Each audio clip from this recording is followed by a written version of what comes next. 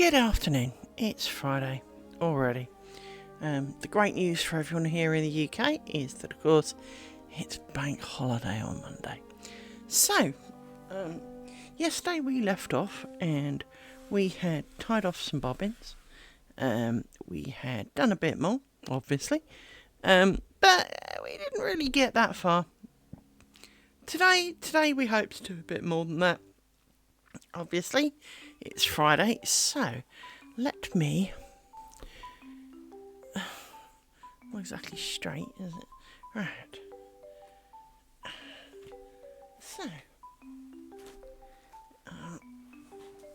how is everybody doing?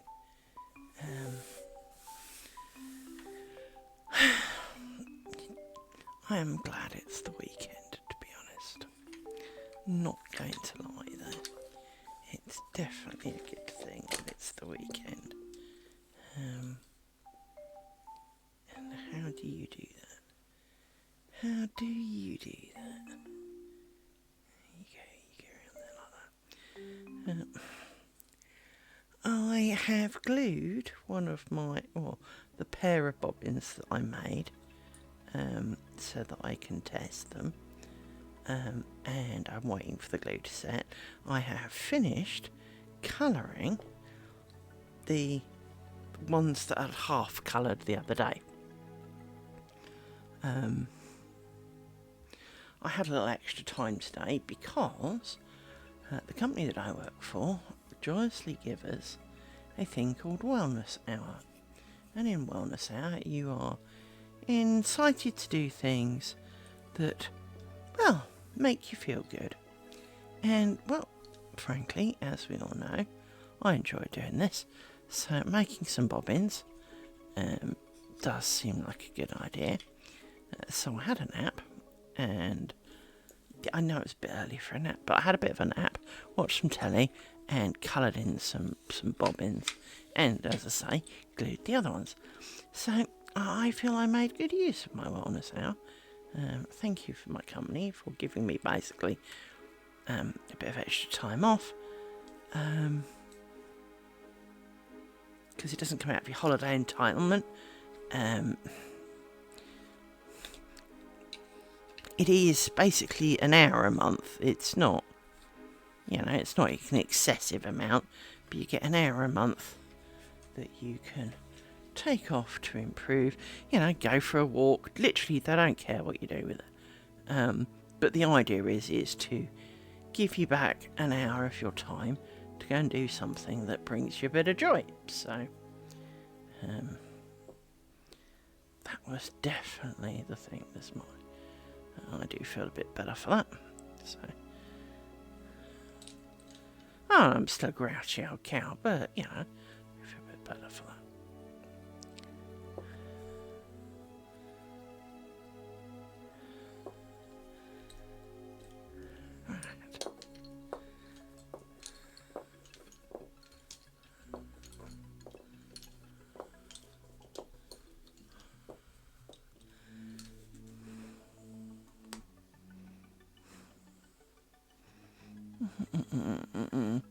Where shall I steal pins from? Because to be honest, I can steal them from here quite a bit, can't I?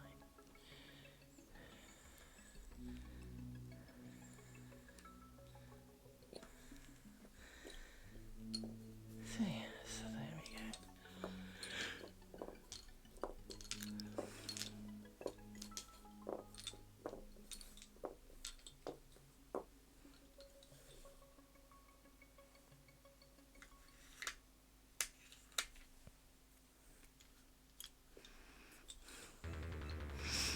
Itchy nose.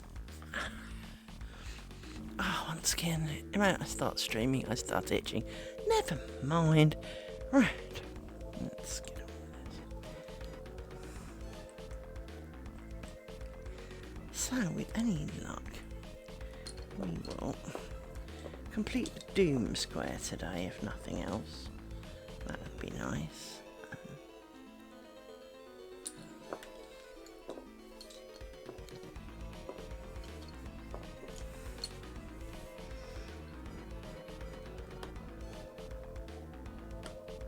Give me a pin, thank you.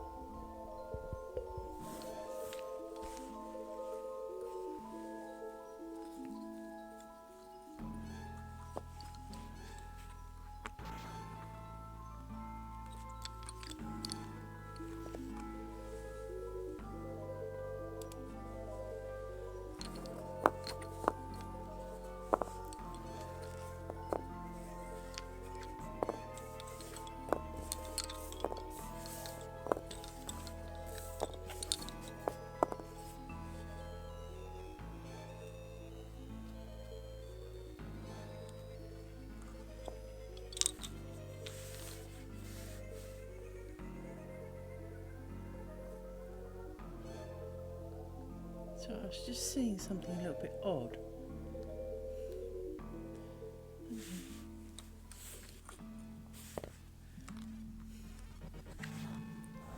I've got a second audio capture showing, and occasionally it shows like it's something you can hear. I think it's just like an echo of, but not an actual echo, if you know what I mean.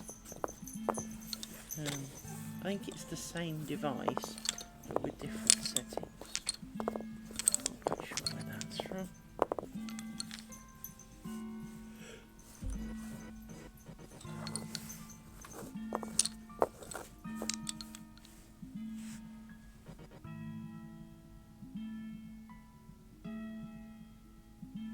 Weird.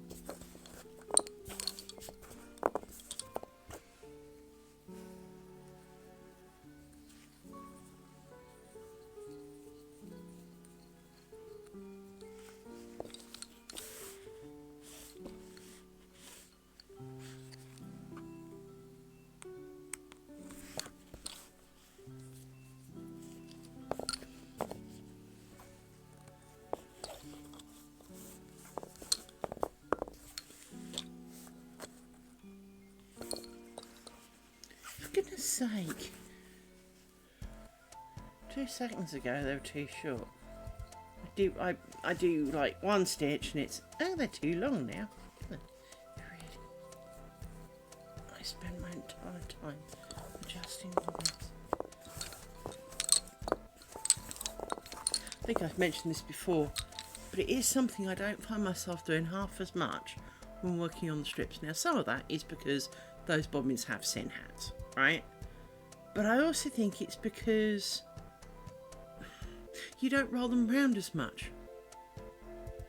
I know it sounds really weird, but I don't think you roll them around as much. Because you like do a bunch, and then you put them in sticks, and then you do a different bunch. You don't tend to waft side to side as much, or at least not with the pattern that I'm doing. So I think that's part of it.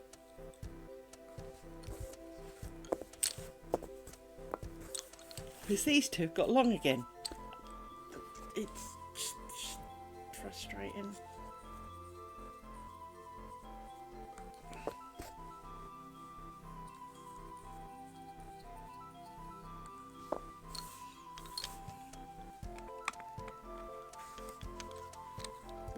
What definitely doesn't help is that they seem to be doing all right, and you know, off you go, and then suddenly you realise they're long now, but you don't remember them getting longer, you know.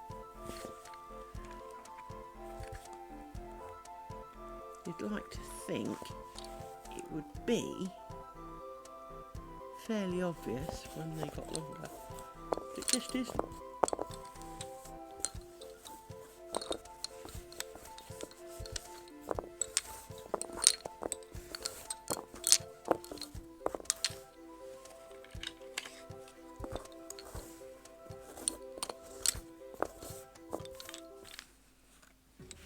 See, that one seems long now.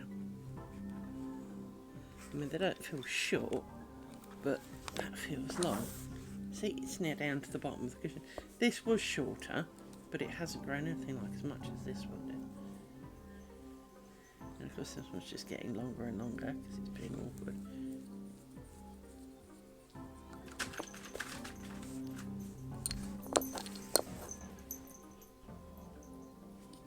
Excuse me, I've got the yawns again.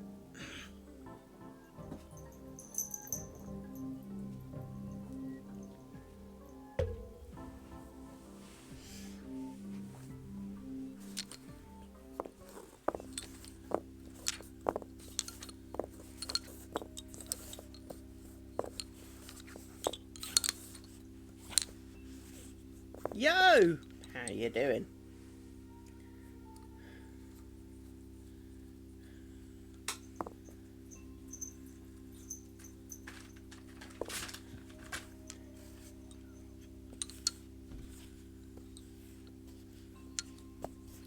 I am doing okay. Getting backache already, and I've been going, what, a whole 14 minutes. Well done, body. All-time stupid record for wanting to ache from doing it. I've suddenly got the yawns for no apparent reason, other than, hey, why not?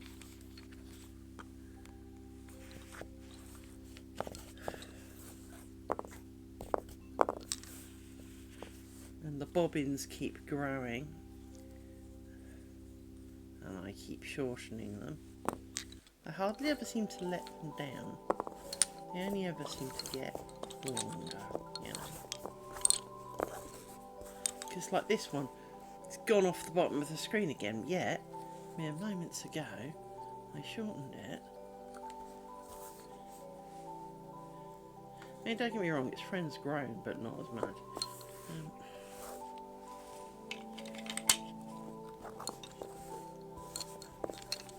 But of course, I know it sounds really stupid, but when they get longer, it makes it harder to work, because obviously if you're doing the crissy-crossy, if they're the same length, it's quite easy. But if one bobbin's up here and the other one's down there, well, you can't really work with thread and a bobbin. You need two bobbins, and it just makes it a little bit awkward. I mean, it's not impossible. There's no reason why, really, but in your head, it's kind of a big mountain. And it's one of those kind of like demoralising things. It's a bit like doing the washing. You do a load of washing, you hang out a load of washing, you iron a load of washing, and pretty much in the process of doing the washing, you've generated more washing. You know, it's that kind of, but now there's more. But I literally just did that, and now there's more. Yeah, it is quite. That's all it's trying to do.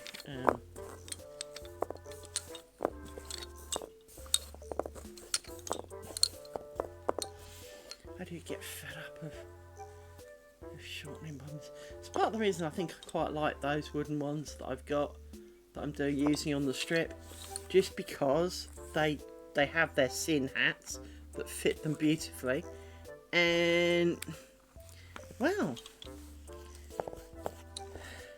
they then kind of stay where you put them.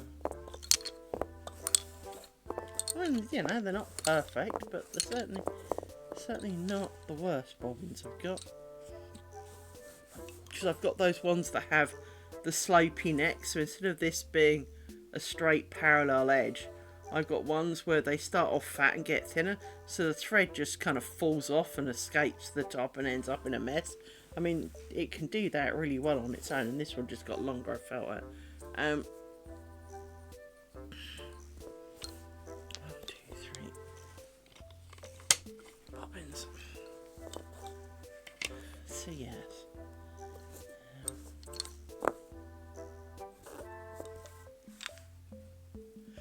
Just want to count, hang on. 1, 2, 3, 4, 5. Yep, that all adds up.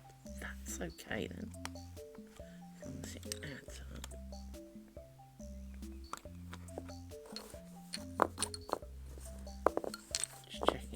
a number of bobbins and I haven't screwed it up somewhere.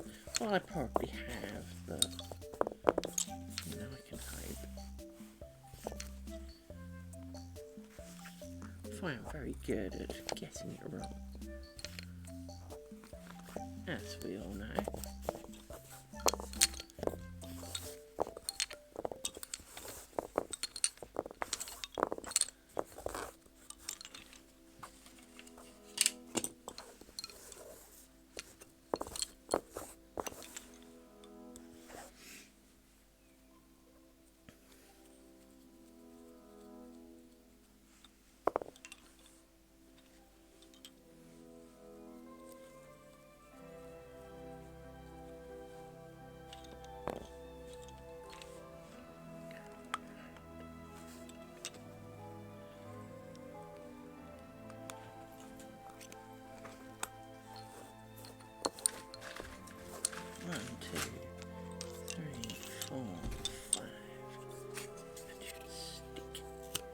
And just because we can. Stick, stick, stick, stick, stick, stick, stick, stick, stick, stick, stick.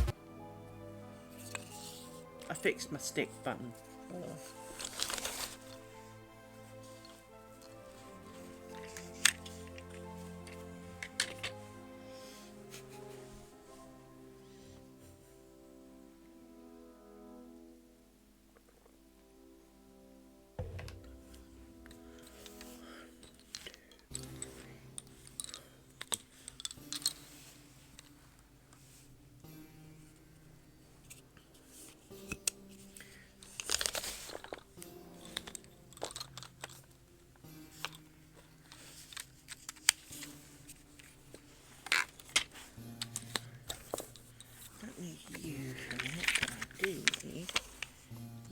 I don't need you for a minute either, but I do need you for,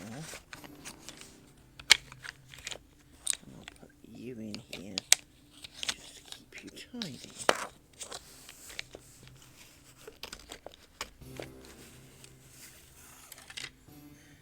The fleece and V, I glued my bobbins earlier, so it won't be dry, but I glued my bobbins so that they can be more officially tested. And where's my dirty rag of doom? So my hideously dirty rag of doom, I mean, you can see how dirty it is. Dirty rag of doom. This is my work rag. I finished... Well, they are and they're not, after all. Now, I just saw something that upset me greatly. Where did it go? Well, if you've ever had, I would call it a snot rag, but if you've ever had a rag that basically, you know, if the dog sneezes, there was blood on it, there's a mark on the floor. So I saw that and that offends me. Hang on. I'll explain why it offends me. If I roll it round, there's a little bright bit on it. I need to colour it in. So I coloured these in earlier. And you have to be careful because basically it over pigments the area, which is why they go in the dirty rag, right? And then you have to kind of polish them with the dirty rag. Hence, I don't suppose it will show on camera, but if I do that, you might see it. There's a bit of a red sheen to the top. That's because there's over pigment on it. But I finished colouring the sticks. Well, a handful of the sticks anyway. It's not all the sticks because there's plenty to go. Oops. Dropped two on the floor. So I can put the beads on those and make enough to do an actual test piece with them and decide if I am grossly unhappy with them or not.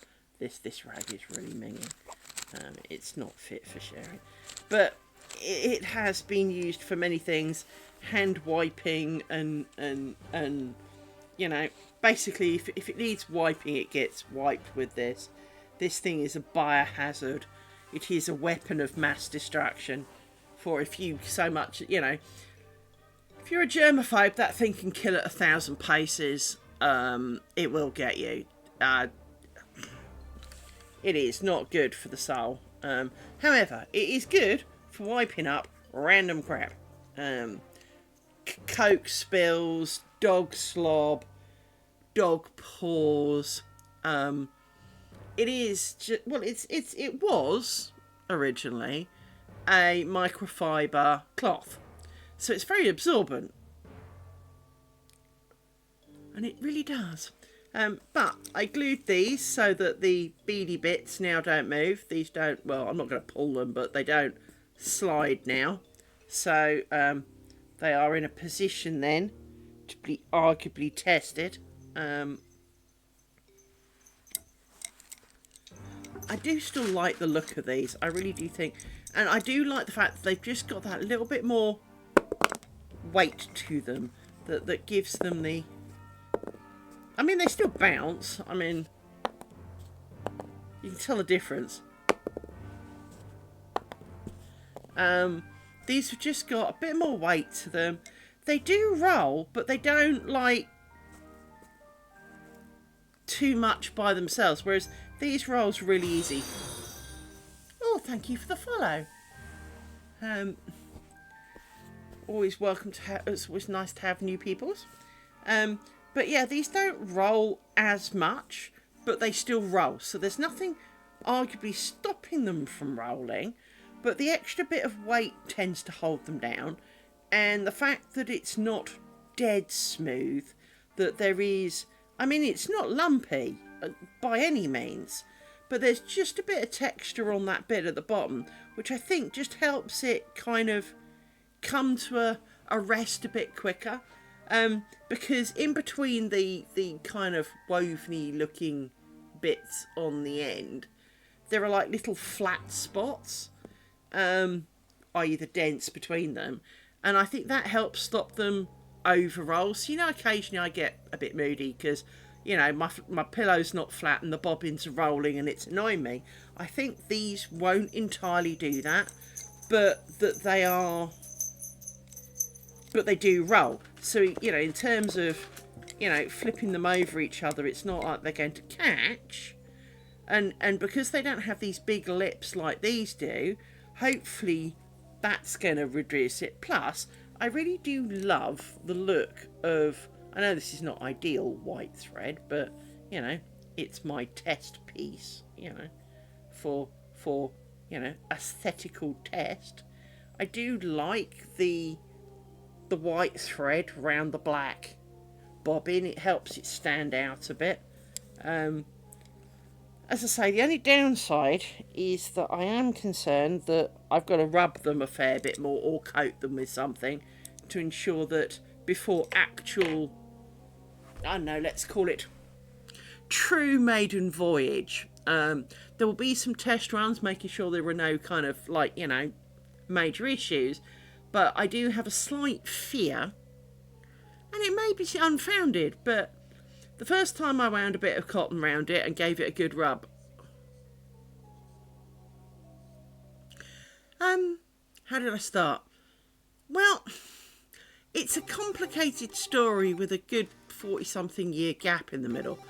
So, when I was a kid, and I am talking like, you know, 10, my cousin came round to visit my gran, because I used to stay at my gran's over the summer working on the farm. And she came round and she had this, like, you know, basically it was a children's book of making lace. And she couldn't have been less interested in it if you gave her £1,000,000 cred, right? She was not interested. But her mother was trying to do the, look how clever she is, look. She was not blessed with brains. Anyway, she still isn't. But I kind of went, oh, that looks interesting. What's that? Because it was something I'd never seen. And she and her mother went, oh, I don't think it's your kind of thing. You know, the usual kind of thing that, you know, overprotective parents do for their little ones. And in the end, she caved and let me have a go. And I finished off the little piece that she was doing. And obviously they didn't bring anything to kind of let her get that far, because, you know, as I say, the kid had zero interest in it. So it was very slow. I mean, all children are slow at crafting. It just seems to be an inherent gift. And I think that's part of the problem when you are that very young about learning anything. I mean, if you look back and think how long you spent in class on things like multiplication tables, you spent what felt like a lifetime, right? And, you know, you remember weeks and weeks of 1 times 2 is 2. You know, it's, you know, you felt like you did it for years. It was probably a term. But even so, that's still like 10, 12 weeks, right? It is quite a long time. And yet as an adult, the things you learn generally sink in, or refuse to sink in, a lot quicker. And so I did a little bit when I was a kid, down at my grand's, and when I got home, I kind of like, Mum, I really want to, Mum. Fine. So she found me a lady to help teach me. I need to point out I had 3 lessons, okay? In the first lesson, we covered, like, cloth stitch. In the second one, we covered half stitch, which is kind of what makes up this, but it's a bit more complicated. But it was done in a big bulk, so it doesn't make this mesh. It makes just a lighter, open-ear version of that. And I think we did half stitch, which is basically a butcher version of a bigger butcher version of the half stitch, in that you end up with kind of like a solidy thing with some bits of holes, but they're smaller. Anyway, she never told me how to finish. All she ever did was, you know, get me to wind some thread on some bobbins. And they were, I don't even think they were proper bobbins, because it was certainly not a proper pillow. It was a bit of TV packing with a piece of cloth over it. And that was it. That's all I got. And so I kind of fell out of interest, because every time I took mine off, it twisted. It twisted and shriveled like nothing else can. Now, if I show you this, you will understand. If I need to unpick it slightly. Hang on. Because, well, I did tie it up in a bit of a knot, so bear with me. It will make more sense about when I say about twisting, and why, obviously... Oh, of course, there's bloody ads. How do ads know to come every time you're talking about something important, and they take long enough that you've forgotten what you were talking about? Grrr to ads.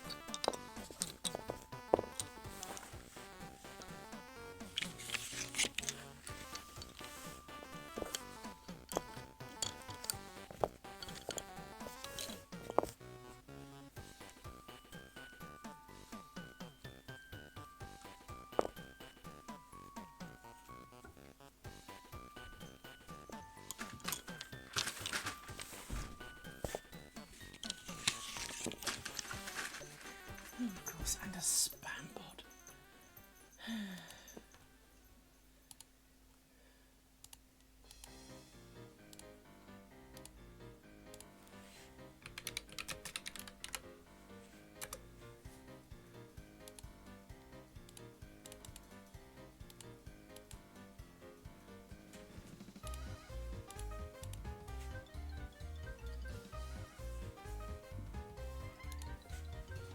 Okay.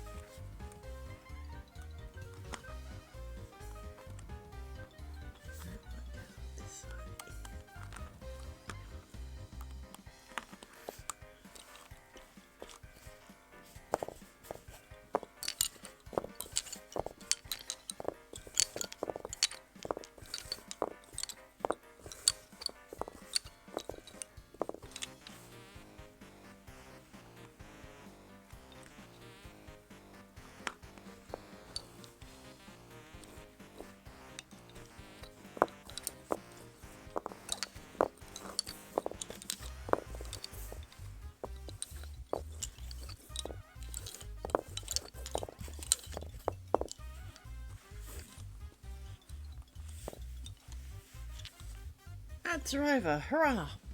So, as I was saying, everything I did turned into a twisted pile of rubbish. And this kind of demonstrates the point.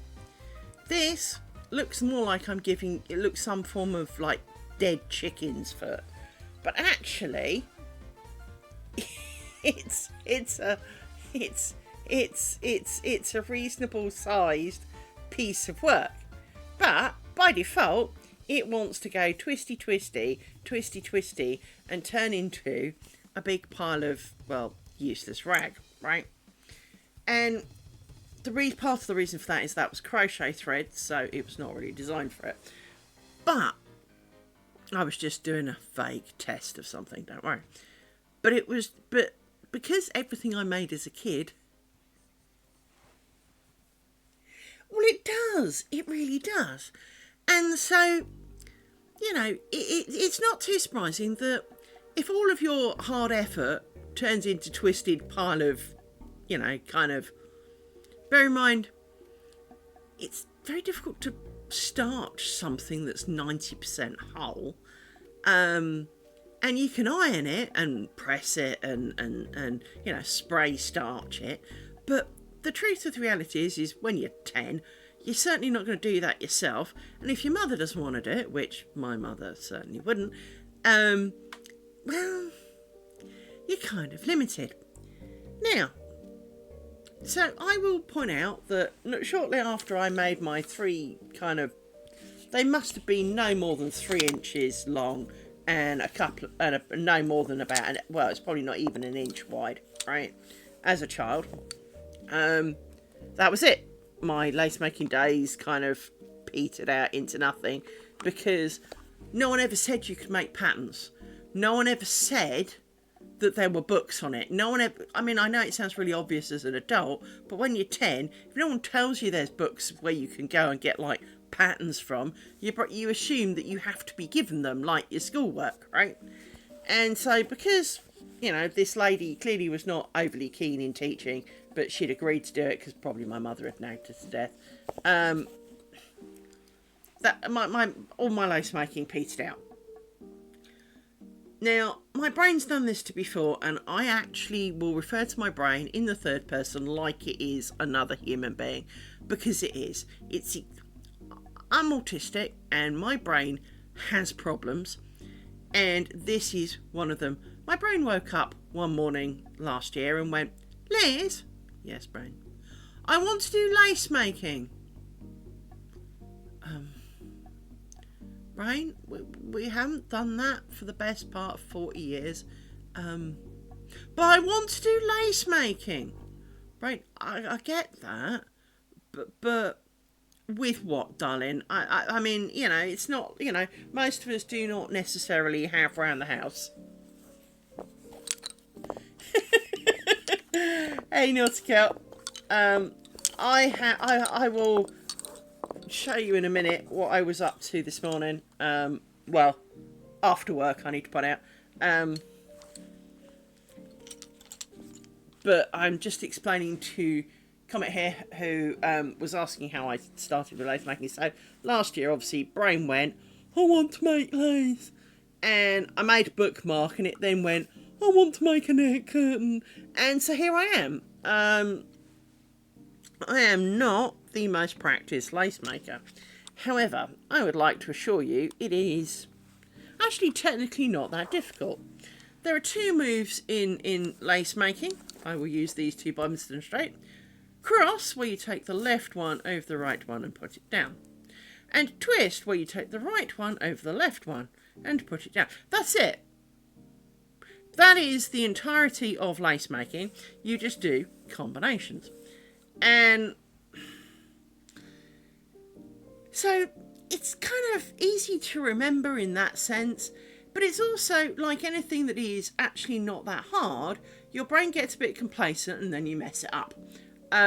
Because brains actually aren't as good at doing things as they make out to be.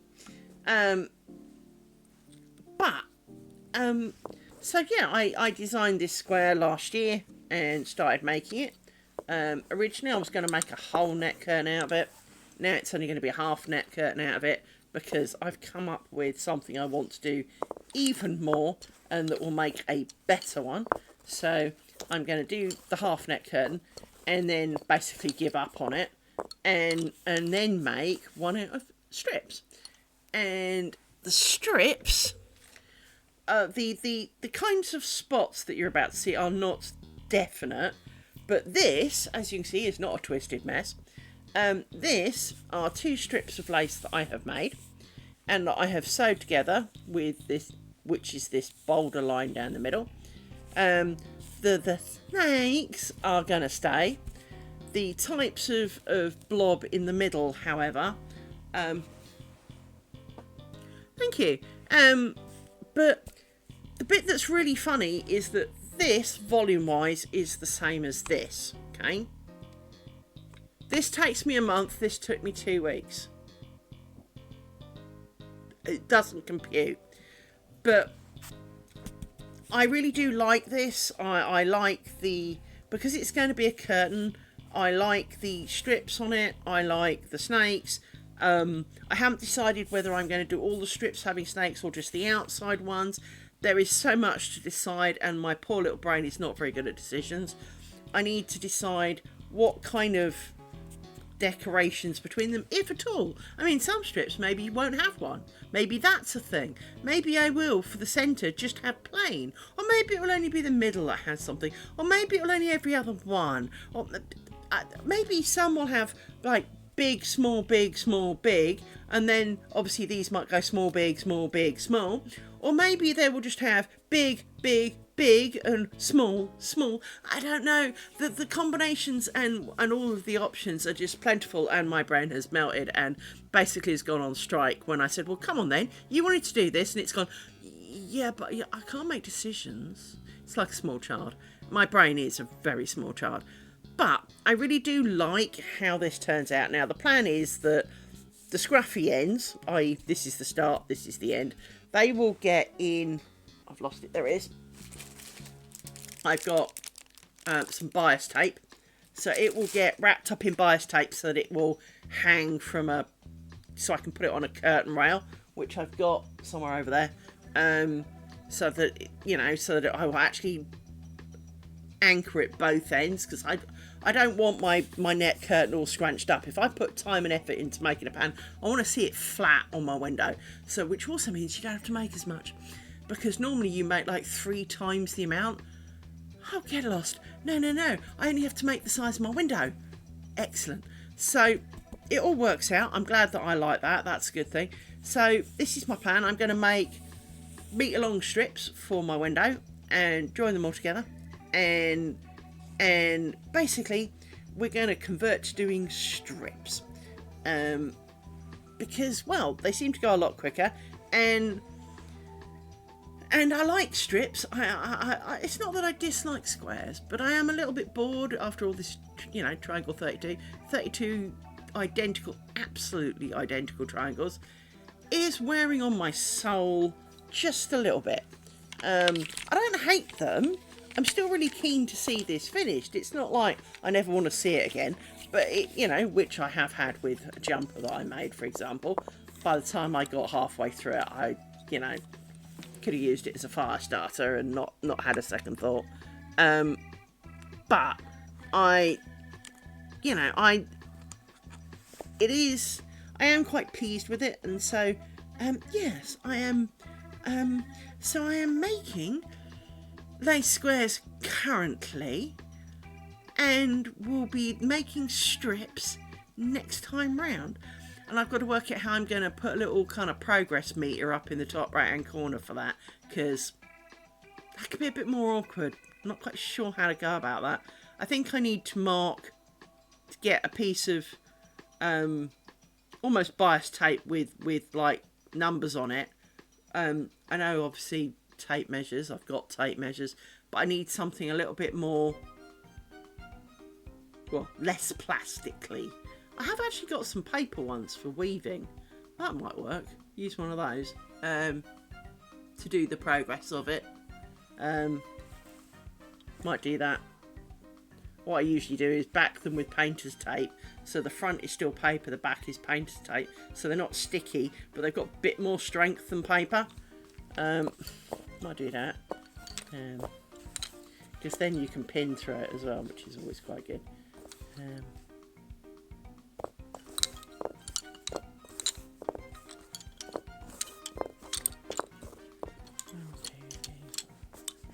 So yes, so Nautica, I do. If I do this, hang on. I mated that. I mated the thing underneath.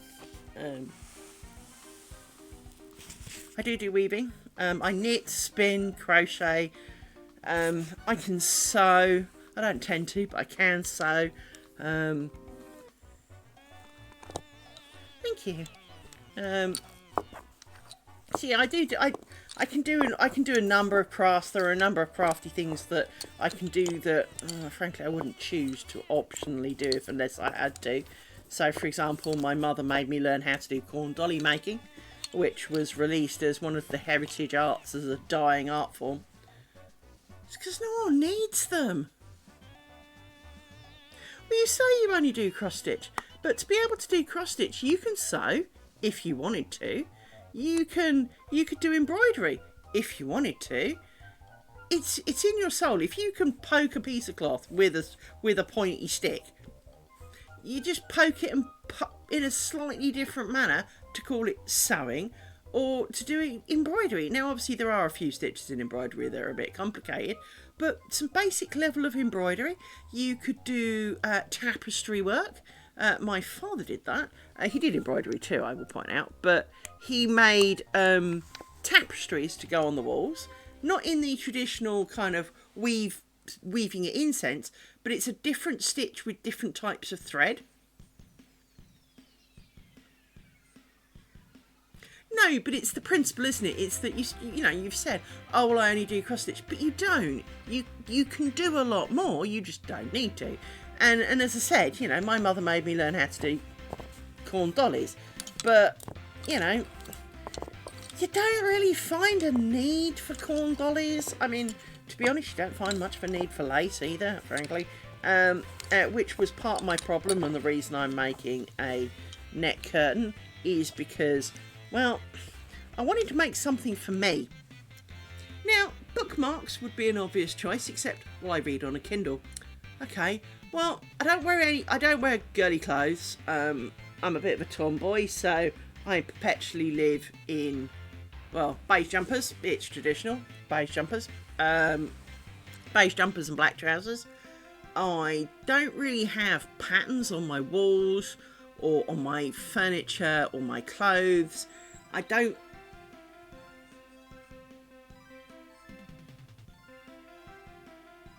Surges for the win, frankly.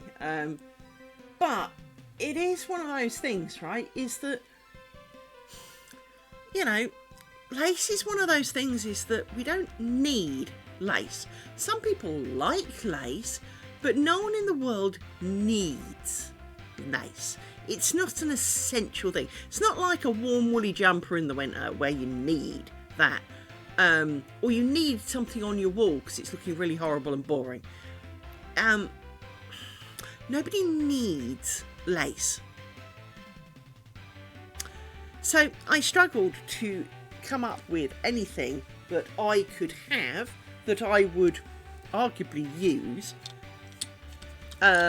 to make for myself, because, well, basically yes, my brain finds satisfaction in it, and so I don't want to discourage it, because now you will understand if you hang around here long enough that I have a bit of a potty mouth, especially when frustrated, and frustration can be very high. But in the long run, like many crafting things, things can wind you up. You can want to take it into the garden and bury it, yeet it off a bridge somewhere. But in the long run, once it's finished, you appreciate it. Or you're at least glad to see it done, and you can give it away and never see the damn thing ever again in the history of the world. That's, one or the other. And to be honest, these squares are beginning to fall in the give it away category, but I've got a window upstairs that I'm doing this for. And well, quite annoyingly, I took a picture of the window to show the stream at the beginning of the journey. And well, I took the picture, went to close the curtain on it because it's got a proper curtain, not a net curtain. But close the net curtain on it, and the curtain rail fell off the wall. So at the moment, it has no curtain rail. So what it does, it's got one of those kind of almost like shower curtain rails, the expandable ones that you put in a gap and you like twist and lock. And it's got a curtain on it with rings on it, so it's doing a perfectly good job. But it didn't have that for a while, and you know, to be honest. Because it is an upstairs window, this is kind of a moot point in that realistically no one is ever going to see this net curtain. So perfection is not the most essential part of doing it. I mean, I'm not deliberately doing it wrong. I am rather successful, such as here. I have made a mistake somehow. 1, 2, 3, 4, 5. You see, something's wrong here, in that this pin here hasn't got the bobbins coming out from behind it. I made a mistake there, that's why. So, let me explain what I did wrong, which I generally do when I mess it up. When you work diagonals in this particular style of lace, you, much like changing lanes in a car, you don't turn 90 degrees and move over. You kind of gradually almost drift into the next lane. I mean, it is a conscious decision, but you don't angle the steering wheel violently. You just kind of float over a bit because, well, you're moving at speed. It will happen fairly quickly. But it's like doing it in Lego. If you wanted to make a diagonal in Lego, other than using triangular bricks, you would make, like, if you had 6 spots and you'd do like 4 and then 2 of another colour, then you'd do 1 of a different colour, 4, 1, and then you'd do like 2, 4, right? So you'd end up making a diagonal. And lace making basically works on the same principle, which is, to move diagonally, you drop one off one side and pick up a one on the other. And depending on which side you drop and add, well, determines which way it's moving, really.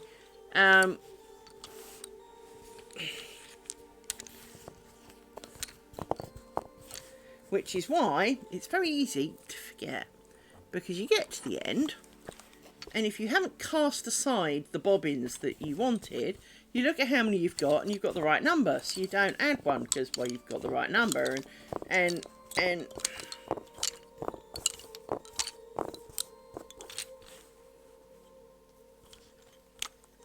so at the moment my add-on side is the left side and my drop-off side is the right. So now I'm done with these two. These two will not be used again. They get to go over there.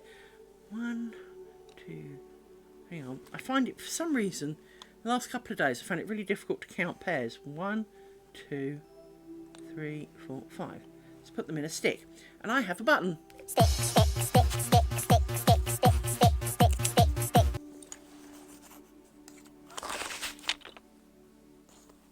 I like my button. So put them in one of these bobbin holders, which I lovingly call sticks, hence the graphic. For these, stop them running away and getting tangled and being annoying. Now we come back through here.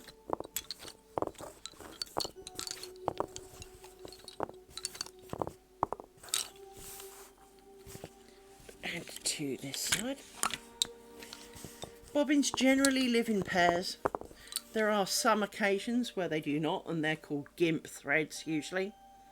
Gimp threads are fat, kind of outlining threads, for want of a better word. That's what they usually do, is they outline blocks of things. So where I've got these fat, solid lines, I could have done a gimp thread and just done that, which would work perfectly well. And it would look pretty similar. Hence the got to decide what I'm doing with the strips before I start, because if I think I've worked out that I think I need, and I will check 100 times before I actually commit to it, I think I need 7 strips. In needing 7 strips, this amounts to many obvious combinations. The first of which, of course, is you can have 7 individual strips, but that might look a little bit weird. You could have like A, B, A, B, A, B, A, B kind of going across. So obviously there'd be 4 A's, 3 B's. Or you can have 1, 2, 3, 4, 3, 2, 1. So only, so everything else is a double, but the one in the middle is a single. And I need to make some decisions. So I have been working on yet another strip, which I'm doing quite well. I'm near the end now, which I tend to do off stream, to be honest, but just because I'm messing around rather than anything else. Thank you, dogs. They found a paper bag and they've dragged it by the door. So if you hear lots of crumplings, it's because there's an Amazon paper bag that they were playing with, and they've left it by the door and then trample it every time they come in and out.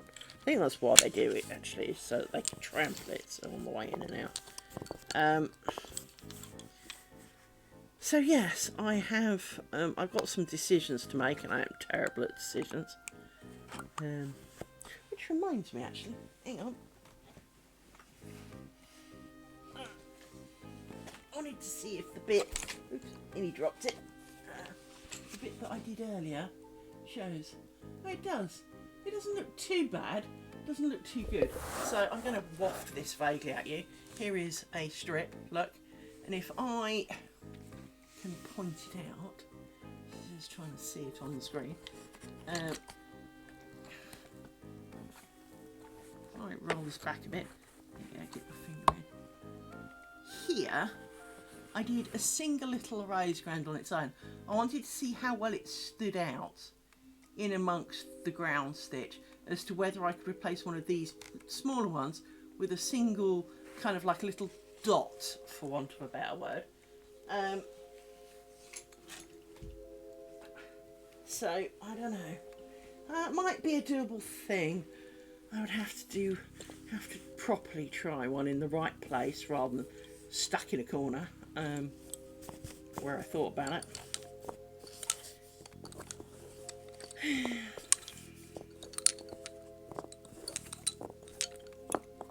But I did that for Nautical's brain cells. I did that many pointed star thing that we found.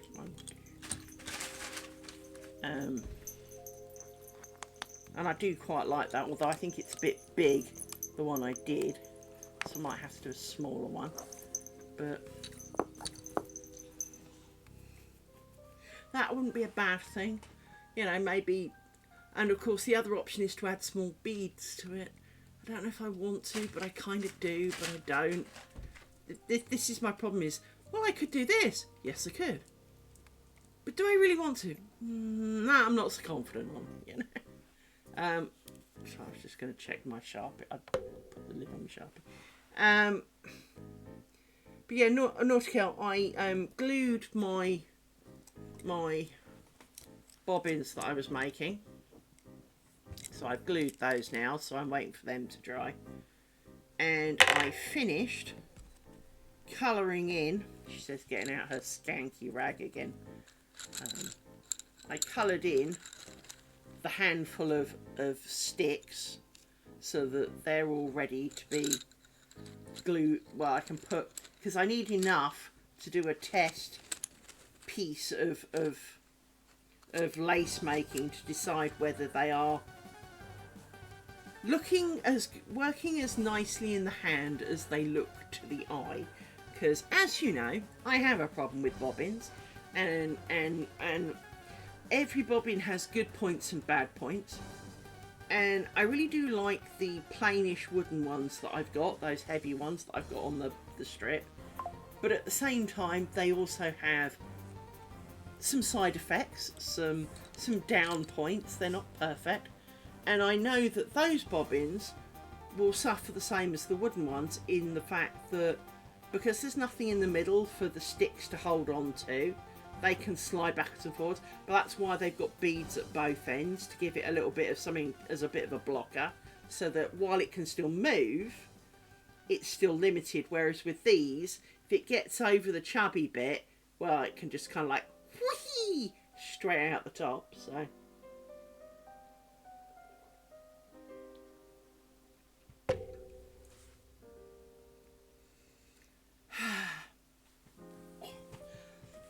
but yes, mostly I do seem to be doing lace making because, well, it's here, and I have string and sticks and time, you know. The problem I do find with many things is that I've always been like this. I will go hell for leather in a hobby for a while, and it can be quite a long time. I'm talking 5-6 years even, and then my brain will suddenly go, hey, I want to do this, and it will either be a brand new hobby, or it will be a hobby it hasn't done for a bit, and it's kind of, it's very difficult to do a lot of hobbies on a continuous rolling basis, because my brain doesn't tend to do small projects. It likes stupidly big projects. I mean, if my brain could find something and cope with the bobbins, bear in mind, this is a lot of bobbins to me, and my brain has just about coped with this amount, hence the size of the strip, because I've got the facilities to make much wider strips, but at the same time, if I do that, my brain may not be so impressed, because there'd be a lot more bobbins, although I do think in strip format I could probably get away with a few more and it would not melt quite so badly, because they do these, unlike this where you've got kind of bobbins trying to be tucked around the back because there isn't really the space for them. With the roller pillow, you've got a big roller in the middle, and you can put pins to hang them on, so you can just like loop them over, and but you can also put them piled up at the edges. So they do kind of sit pretty well on that. They don't sit as well on this kind of pillow. So, yeah.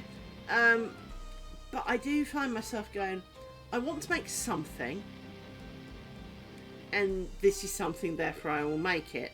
But I do want to test my bobbins out that I'm making, because, well, they're really cheap to make. These are not the actual ones I'm using, but they are exceptionally like it. They just took too long to come. So the ones that I originally ordered were slightly shorter and came pre-cut. And there's 50 there. And that was quite cheap. It just took a really long time because apparently they came from China for some reason. It's one of the things I really hate on Amazon, is that you go, hey, I really want that. It's not always that apparent that you're going to, you know, because sometimes it'll go, oh, you can have it in a couple of days. Okay, a couple of days is fine. But what it doesn't tell you is, yes, but that will depend on the holidays in other countries, and, you know, it's coming from Azerbaijan or wherever it is, and you're like, I wish you're a bit more upfront about that. A bit like eBay does when it has, you know, coming from Coventry, or it's coming from France, and it will tell you that. But you colour them in with a Sharpie to get them black, and you put beads on them. Now, I've chosen to use metal beads because I like the weight, but if you don't like weight, use plastic ones. I quite like the idea of potentially, so these are not going in the bin, do not get me wrong, I will potentially use these. I may make a set which have metal kind of innards but enamel outers, so you get pretty colours. Kind of like the idea of those.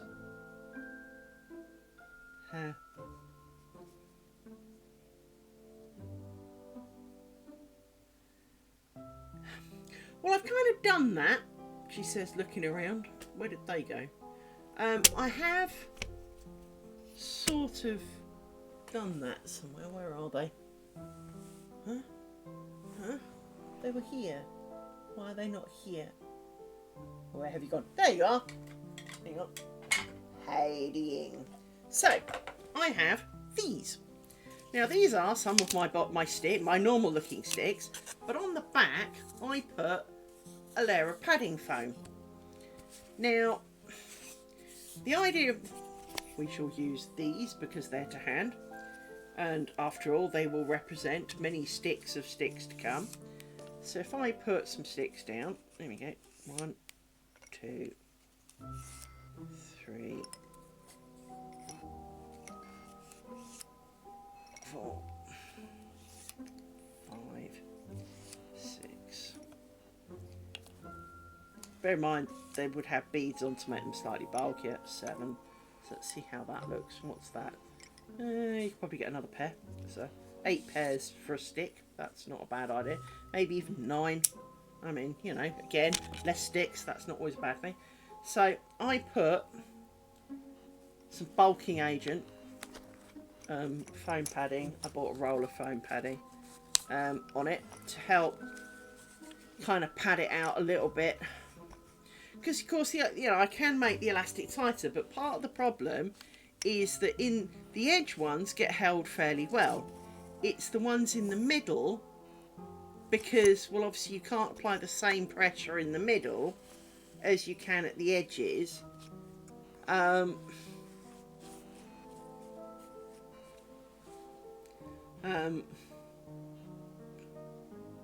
one of the things you can do, excuse my arm, is bobbins, other stick.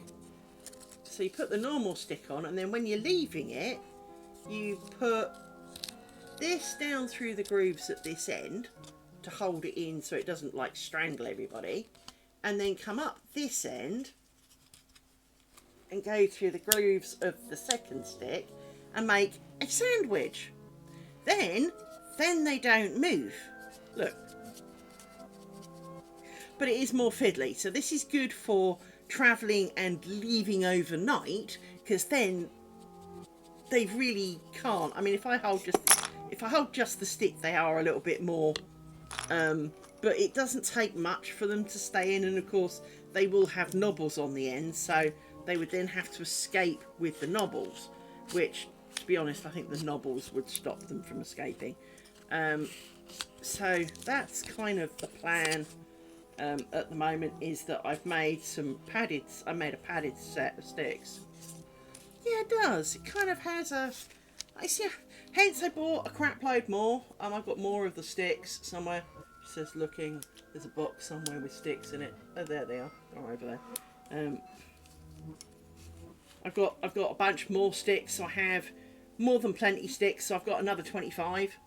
So not only have I got the 25 that I've got, but I bought another 25, so I've got 50 sticks now. I mean, that should be plenty, right? But I've put padding on 4 to see how it goes. And I've got, still, bear in mind I've got the strips ones set out, and those, and I've still got a load of spare sticks. So, yeah, I've got some sticks. I've got plenty of sticks, 2, 4, 6, 7. So, I've got kind of 34 sticks or something spare, so that's with 2 projects of equalish numbers on the go. I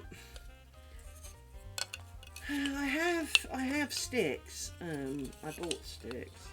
I do have a habit of slightly over purchasing, as you might be able to tell. I like to buy plenty in case of plans and ideas, and I just threw a stick on the floor. You know, rescue stick. Come here, stick. Come on. There we go. Try that again. Put that back on my... because that way I know where they are. They're on the twiddle that's for the light holder. I can see them. They sit there smiling at me. So they're always accessible. 1, 2, 3, 4, 5. You can go in here.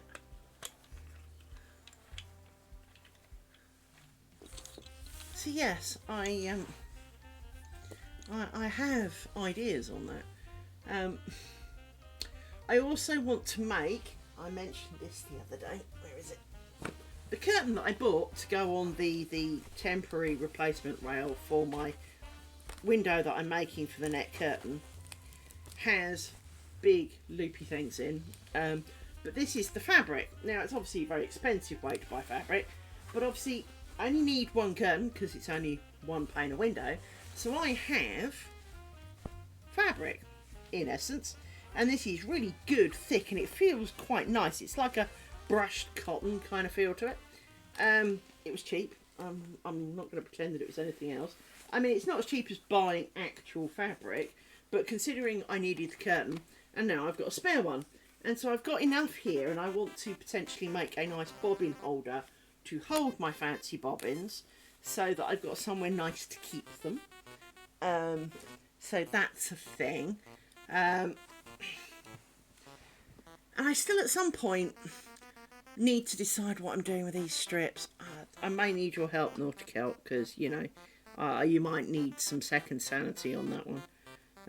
Because I do look at this and I don't hate any of them. There are ones I like more and there are ones I like less. And oddly enough, this one here, this kind of very plain looking one, this one, I'm growing to like more, which is a bit weird, but that's kind of thing. Kind of like this one. It's not that I hate any of these, it's just that I need to decide, am I going to keep it this busy? Am I going to spread them out more? So maybe even one, because they're going to be a metre long.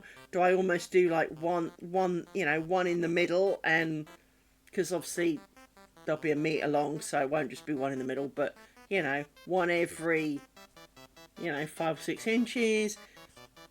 I need to make lots of decisions, and my brain's not very good at that. I'm also not convinced that having snakes down each side for every strip is a good plan. But it's not a bad plan. It's just not a good plan, necessarily. Maybe snakes, if this was, you know, for a window, would be snake on the outside, and then repetitions of spots of some kind of form, or even a diagonal line like these cloth stitch lines, you know, have diagonal lines in it.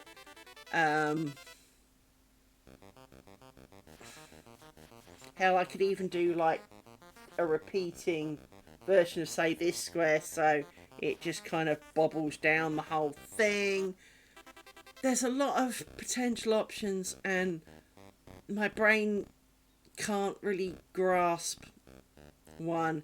Now, part of me, like everything, I've always said that, you know, if you don't know if you like it, give it a go. But there's only so many test strips a girl wants to make, you know. Because just because the strip takes like a week or so, doesn't mean you want to spend 6 months doing test strips, you know. It's so I might need a second brain cell on that one, Naughty Celt. And my dear friend, you might be a good person to dispute the perils of which to do. I will not blame you for any of the decisions made, but to bounce the, well, but I like this, but, you know, I hate that, but I kind of like those, but not quite, and, you know, have that kind of level of discussion. And, you know, a bit like Floos and V asked a question of a bunch of us the other day about, you know, should this be longer or shorter, and it's like, when you know, And I'm quite glad I said what I said, because originally it was like there was a short one and a long one, and the short one looked better in the scenario, but in actual situ the longer one looked better. You sometimes need a bit of perspective. Well, I hope you don't mind me using it as an example, but it is a really valid example of where getting other people's opinions. Now, you can ignore absolutely everything that everyone said, but at the same time, having other opinions, having, you know, especially when maybe you can't decide for yourself entirely because, well, you want to know how other people see it. Because, you know, as I've expressed a few times, I am not very good with praise, but at the same time, I hate it when people tell me something looks crap. Yeah, and to be honest, that's probably quite wise, because maybe the long's a little long, but the short I think was definitely too short in situ. But on the mannequin was a good fit.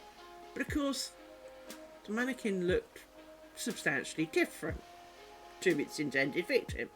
Therefore, well, so did it.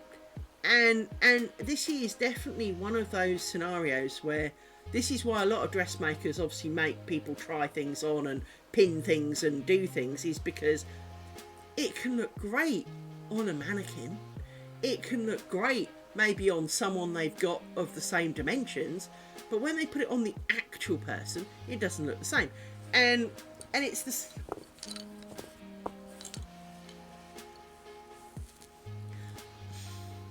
I'm not saying it doesn't, but because it's not you,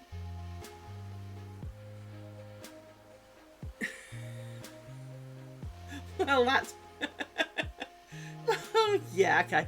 I mean, I wasn't going to say it looks particularly skinnier, but it has a slightly different shape to you.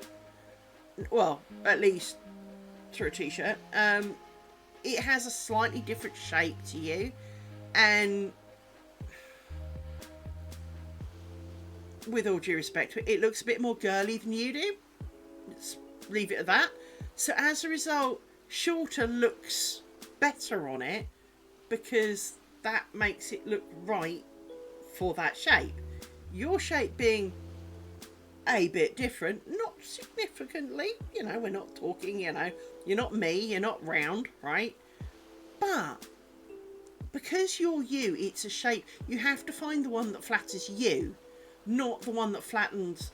I mean, the only other thing you can do, which people have done, is cover yourself in fabric and then a crap load of like gaffer tape and make like a form of yourself that you then, you know, put some foam behind and attach to your mannequin so it is exactly U-shape. And you may find that helpful. It's fairly cheap to do that after all.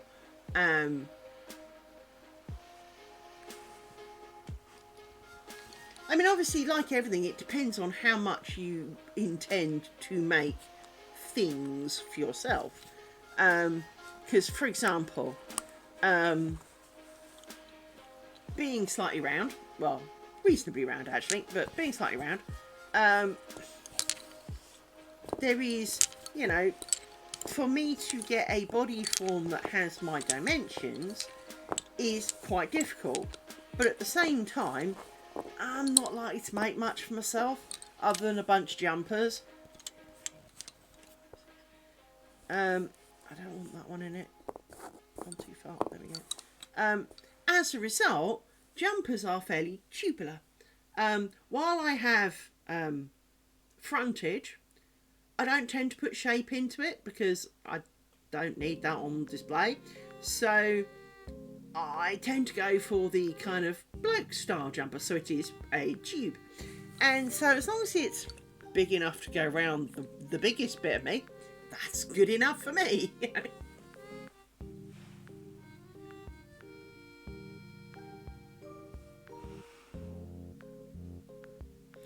Well, you see, and that's the thing. One of the advantages you can do is if you've made a body form that's very U-shaped, you can put the items on it and you can put pins in, say, take a shirt and put in, get a baggy shirt, put pins in it, and work out exactly what shape you want, say, something to be, and then know where you need to make darts, or where you need to add fabric, or where you can kind of take a shirt you've spilt something on and use it as a base for making a template, in effect. So go down the charity shop, find some hideously ugly coloured clothes that no one's going to buy, so are really, really cheap, and then you use them to make patterns out of, after you've adjusted them on a mannequin. I think I linked you Christie's video on how she's making a skirt that will fit her. 1, 2, 3, 4. And it becomes a similar process to that. In that, you use something. People who've got money to throw around use muslin and stuff to make, test forms to try on. And yeah, I'm not making it twice. I may be slightly nutty and a bit weird, she says, potentially embarking on a second net curtain that could, let's face it, we've been doing this a while now. Soon due to be June, so this is nearly 9 months of well, it's 8 months, I think, of making a net curtain. Let's not be throwing some stones here,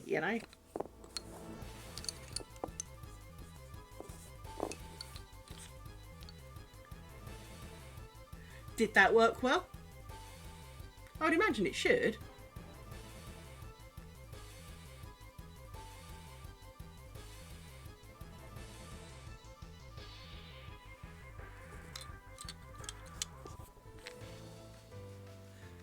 There was a crafty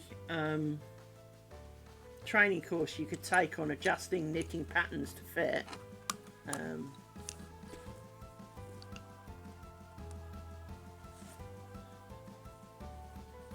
Awesome. I mean, that is very much the way to do it, and that's why I said, go down a charity shop, buy the ugliest clothes that you can find out of nasty coloured fabrics, preferably the lime green and orange, the stuff that maybe, you wouldn't really want to be seen dead in, because you're not going to be seen dead in it. You're going to use it to make a template and nothing more. It's there so you have a shirt shaped thing that you're going to pin out and make the shape adjust to the shape that you want. Now obviously you can't easily add fabric, but of course you can, in a sense of, you get another shirt of ugliness, and if you need more fabric in an area, you sew in an extra bit, and then you treat that as one piece. And when you come to pull it apart at the end of it to get your template, well, those bits don't come apart because they're extensions of the other piece, and it's all very doable. I mean, I did do some dressmaking as a kid. My mother, bless her, made me make my school uniform at least twice. She hated one of the things I made, though, which was a bit of a result. It did stop her making me do it again, though. I made, corduroy was a thing, and not quite the faux pas it is today. So I made a kind of almost this colour corduroy blue skirt, because our school uniform was blue and grey and white and black. So I made, but it had a slit up the front. I basically made a big girl skirt rather than a child skirt, and my mother wasn't so keen on that. But the minging dress, oh god, the dress. I tried to be girly. God, it was minging. Oh god, this thing was minging. So it was kind of like a maxi dress, bear in mind I'm not into dresses, but it was kind of like a maxi dress, but it was kind of like a knee-length maxi dress. But it had like this ruffle round the neck. Oh God, was vomit-worthy ruffle thing around the neck, and an elasticated belt waist. And that was my school uniform for 1 year. Cheers, Mum. Bitch.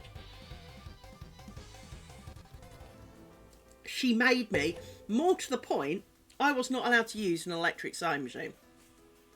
In fact, it was only a couple of years ago I got one. I'd only ever used a hand-powered sewing machine because that's all my mother would let me use, on the grounds that it couldn't get away from me.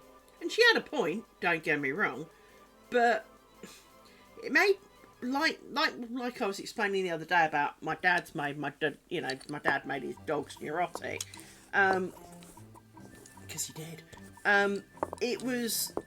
It's one of those things is that if your parents instilled a fear in you that the electronic one, you'll sew your fingers together or whatever, well, it's like if your parents bang on about how horrible the dentist is while you're a kid and you're not having work done, right?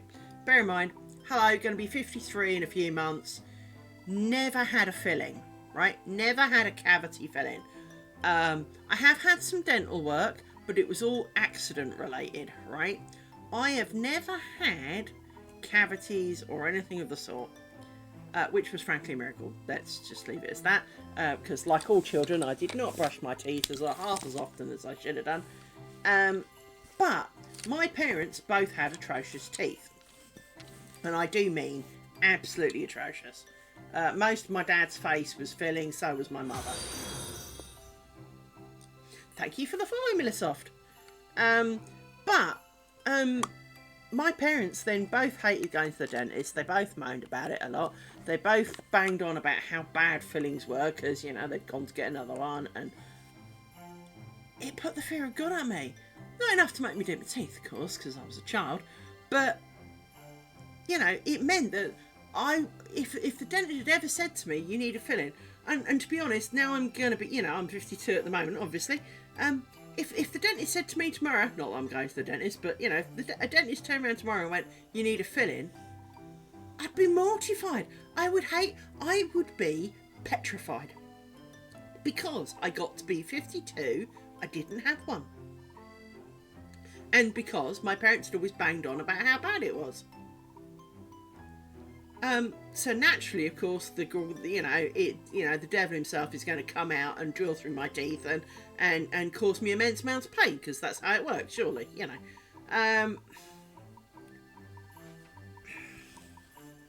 Of course, that's not how it works, and they do generally numb you a bit and all that kind of stuff. So, let's be a little bit more realistic. And I've actually had far worse than a cavity done. So, let's not be pretending that I don't know how to have dental work. For I have 2 implants.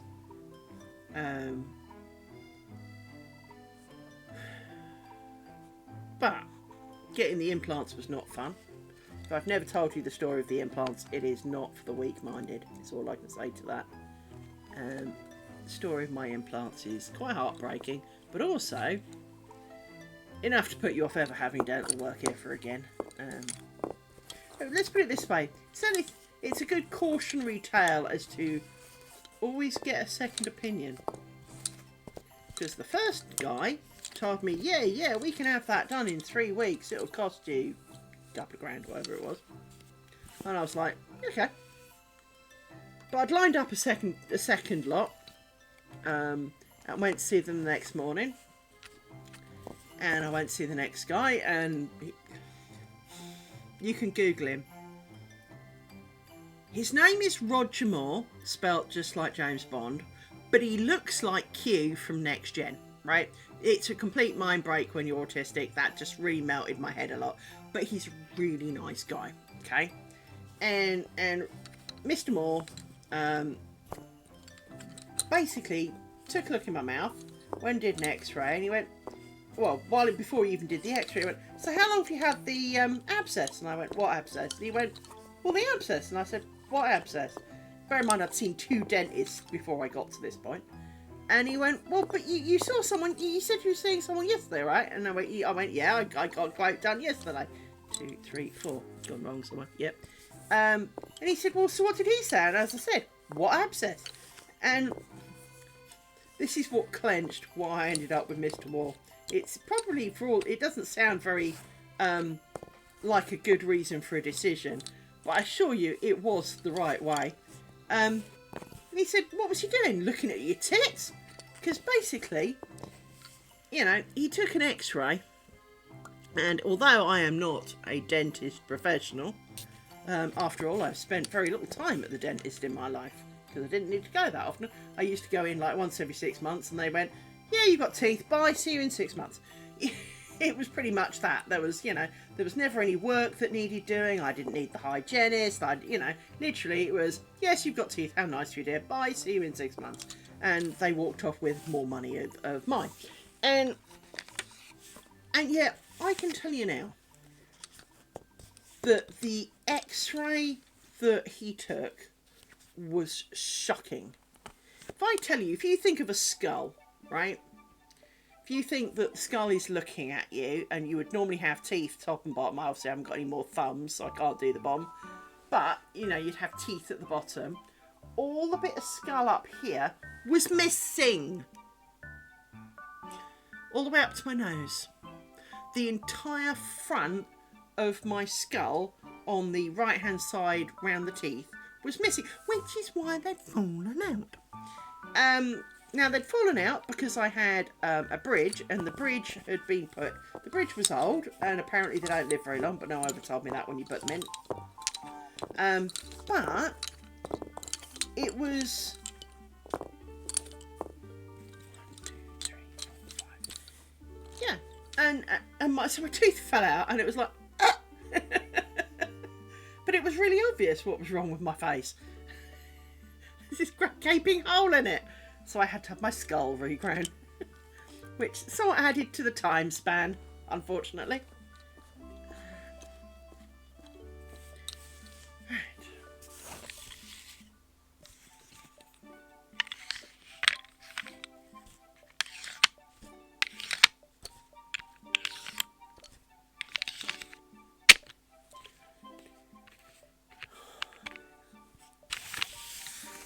But what made it infuriating for me was I'd gone to the dentist because I've been going to the dentist regularly and he'd not said anything.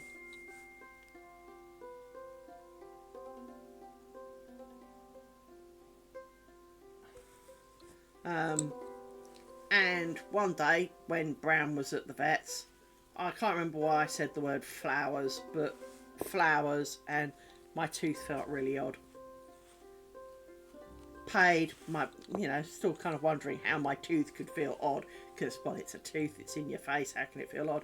Sitting in the parking lot afterwards, talking to Brown, and spat my entire bridge out on my hand. So the next morning, rocked up at the dentist. Hey, look! And he went, and he glued it back in, and as he was gluing it in, he said, oh, it's really stupid to gluing it back in. Well, I never told you to glue it in. You chose to glue it in. So, of course, I paid for him to glue it in. And he said to me, right, you know, don't eat solid food for like 3 hours. Do this. Don't have hot drinks. Don't do this.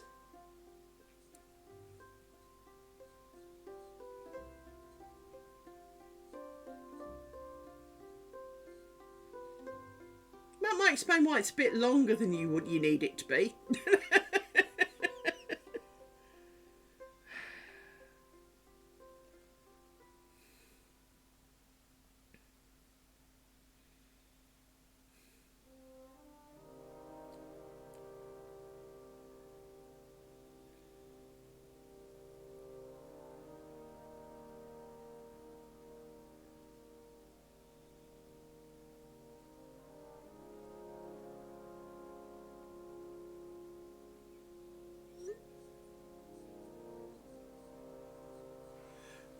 There you go. I mean, obviously you meant for 44 and it would have been about right. So, there you go. Fair enough. Well, it's always better to overshoot and undo. I mean, the one thing I was going to say to you is, bear in mind it also will slightly stretch, most likely, is to make it so that you can kind of unpick it and, you know, unpick it a bit and take it in a bit for if it stretches. So,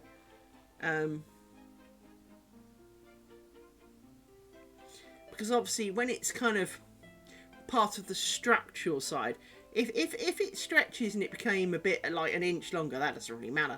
But if the straps become an inch longer, that could be less good. Visibility of our unwanted items could be a problem, you know. And by the sounds of it, you are arguably using it as a modesty strip to an extent. Yeah, you need it to kind of stay being a modesty strip, you know. It's one of the things I always laughed about, the idea of knitted bikinis or crocheted bikinis. Don't they, like, stretch? I can just imagine I make one for me, go in the sea, and now everything's hanging around by my ankles. Because that certainly would be true for me.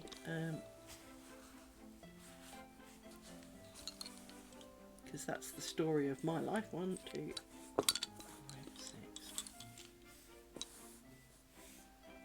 Sticky stick.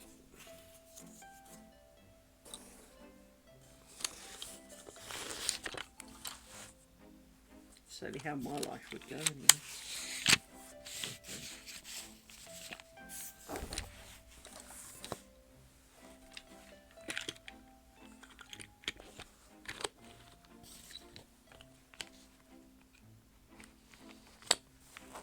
You in there, even though I know you're already full, because we'll take 4 of you out of this end, and it'll become less full. See? All works out.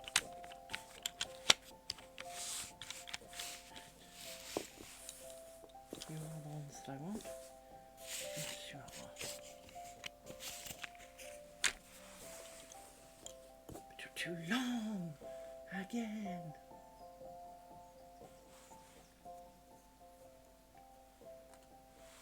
I think this is also one of the advantages of strips, is that because with this, and I'm sure most of you would understand, is that there is an inclination to work as, and actually you're not pairs. You are not pairs. You are pairs. Oh, glad I noticed that now. But there is an inclination to work like I do, as you've seen me do, the chunks, as you know I call them chunks, right? The little sections of various stitches. So, for example, once I finish this big square of doom, the next is either that cloth stitch chunk or that cloth stitch chunk, and then after that it's either that ground chunk or that ground chunk, you know, depending on which one you did, right? And so while there can be choices, there are chunks, and I think that's part of the difference of the strip, is that it's ground, ground, ground, ground, ground, ground, ground, ground, ground, spot, ground, ground, ground, ground, ground, ground, ground, ground, ground, spot.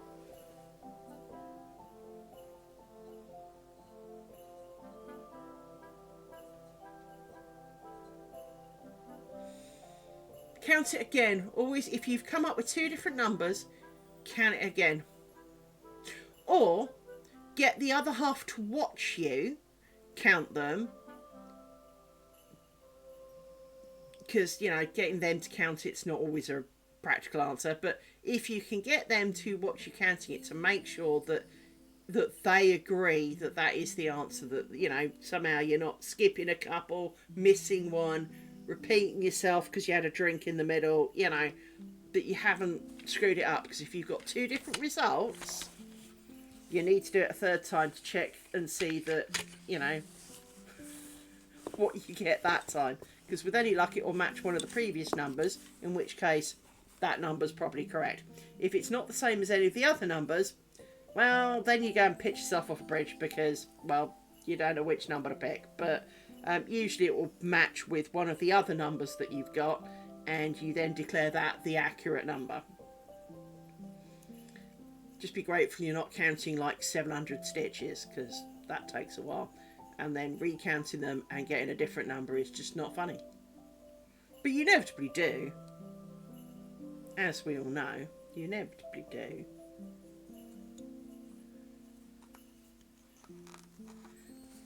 I mean, I don't know what it is. You'd think that, you know...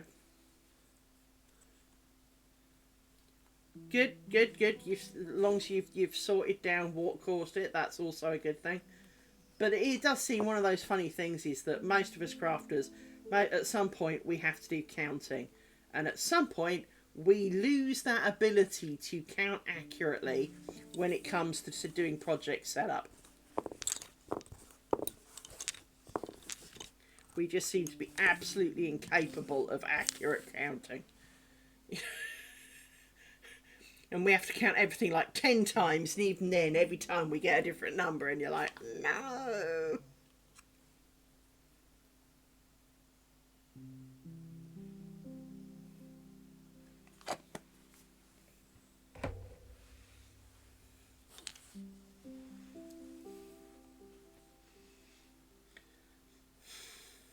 I do, but then for some reason what will happen is one will fall out, and then I lose faith in all of the ones that came after it. If there is a way to put myself down, I've signed up for that. I see, yes, because the first one, instead of being 0, you counted it as 10. I understand. Very much understand that prompt. But that goes back to one of my earlier annoyances about things like patterns where it says every, increase 1 every 6 stitch. Well, is that on the 6th stitch or after the 6th stitch? Because with enough of them in the row, that makes a difference, you know.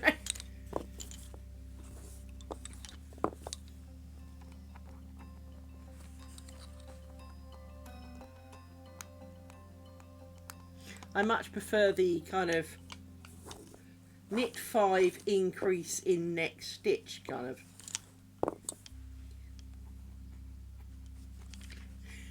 Well, and that's the problem though, isn't it? Is that, Liz the autistic programmer of Queen of Logic, I can see greying increase every 6th stitch, which sounds so definitive, but it's not though, is it?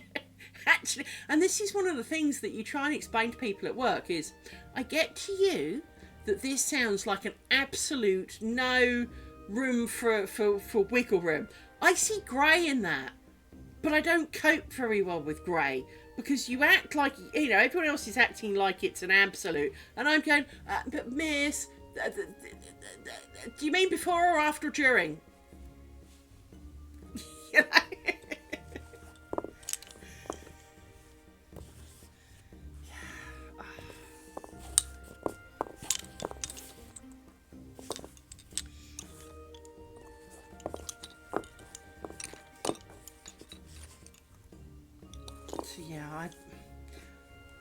I've always struggled, and the problem is you always feel such an arse for asking for confirmation of, so do you mean to knit 6 and on the 7th stitch do an increase, or on the knit 5 and on the 6th stitch do an increase, or do 5, make one before you get to the 6th one, knit. I mean, can we have some clarity? Exactly what are we doing here? Am I knitting 6? And then when I start the next count, do I count the one, the stitch that was the stitch that I was increasing into as 1, or is that part of the last packet? Because I need to know. I need this to be desperately clear. Otherwise, I will worry for hours. And the bigger it is, the worse it is,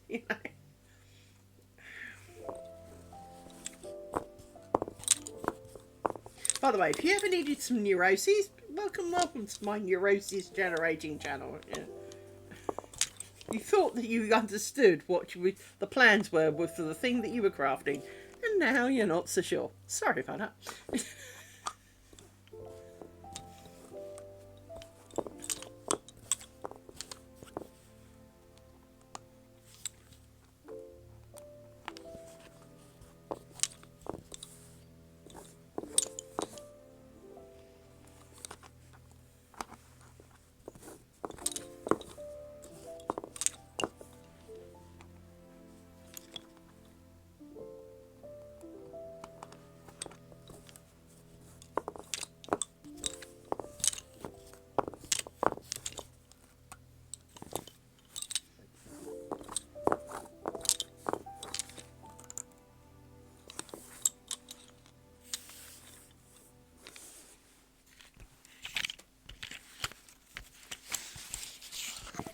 This has always been my problem throughout my life, though.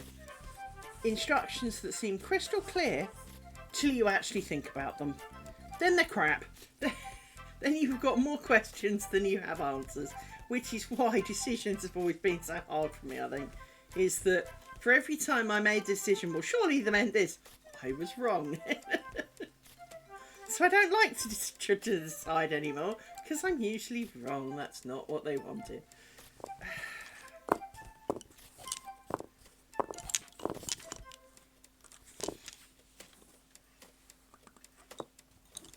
And then, of course, you get into the things like with crochet, you have, oh, well, it's a double crochet. Yeah, but which one? Because in England, that's different to using American terminology. But none of you buggers ever mention which terminology you're using.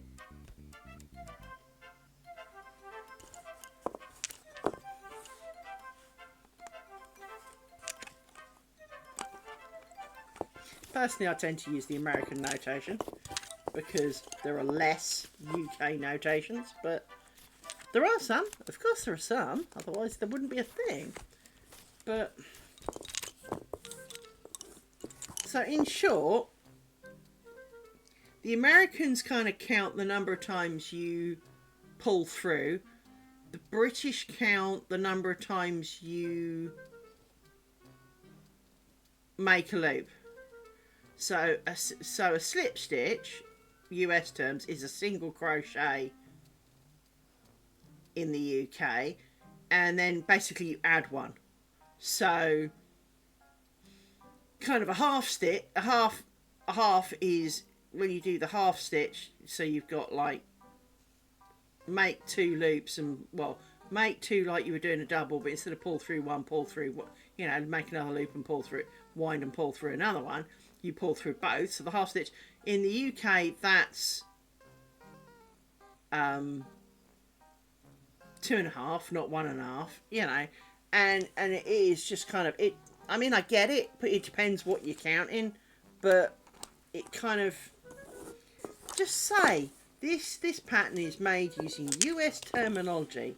Here is a definition for all. It's all it takes, people. Just put definitions. I mean, Silver of Dragon was explaining how on patterns, lace making patterns where he comes from, they put like a little thing at the start that shows, you know, the path of the threads round, say, one of the big spiders, right? Well, that's all it takes. It's something the equivalent of that. When I say this is what I mean. There you go. Now, you can still choose to do it differently, but you are then consciously choosing to make a difference, and won't be surprised when it comes out looking slightly different.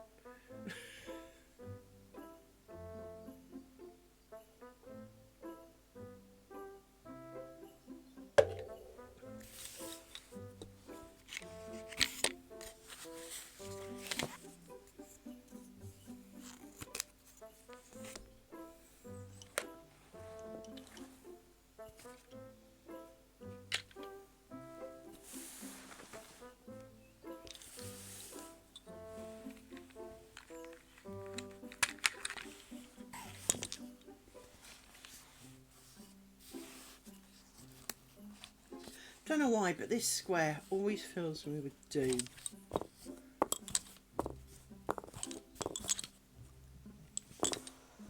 Well, I do know why. It's because it's the biggest square. But it just seems to take so much longer. But at the same time, it doesn't. It's like standing at the bottom of the mountain and needing to be on the other side. It looks like an impossible journey. And you know it's not an impossible journey, but at the same time, it's still a big journey, and there's perils and tribulations along the way, kind of thing. But for some reason, this square is it's turned into a bit of a sticking point, in that I'd rather stop and not do the square, you know? Which is why I can be glad that once I finish this one, there's only 4 more to go. I only have 1 more square to go, and then I need to sew them all together. Now, sewing them together should be easy enough. That'll be an easy thing to do.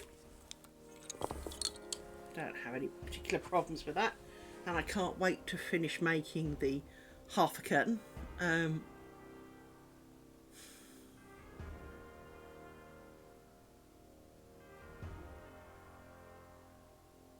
Problem is my brain's wanting to do more, and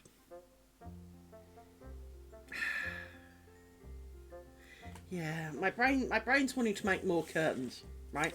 My brain's really wanting to make more curtains. It's like looking at the patio doors and wanting to make full-length patio doors curtains, and half ones for the windows in here, so that while I can see out, they will see in less. Now, we don't get people walking past this house. It's a private road. It's a dead end. There's nowhere to go when you come in here, and my house isn't that near the road. I mean, it's not far from the road. I don't have like mile-long driveway or anything exciting. You know, I can see the road from here. In fact, I can see the full length of the road from here. Well, not literally here. If I stand the other side of the room, I can see the full length of the road. But, you know, the road is only, you know, 5 metres away or something. So it's not far, but people don't generally walk past it. But I do think that having a half curtain would add...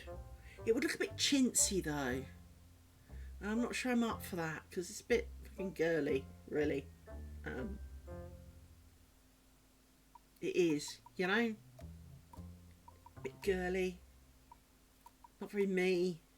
But at the same time, part of me likes the idea. I really can't win.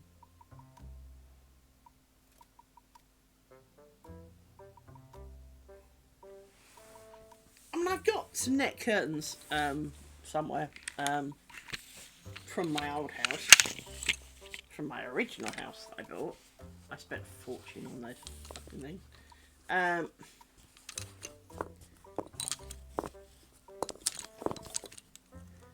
So I've got net curtains in a box somewhere,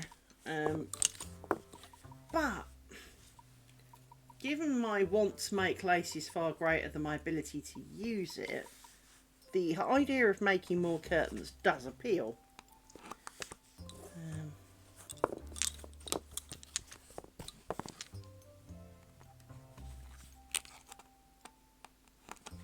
Well, exactly. It's a bit chintzy and it's quite dated, and I mean, I clearly do granny kind of hobbies, because, you know, crochet hooks and you know, most people associate crochet with granny squares and ugly 70s, you know, kind of blankets. And not that the granny square is ugly, but it's usually in... You know, they usually associate it with orange and brown squares or something.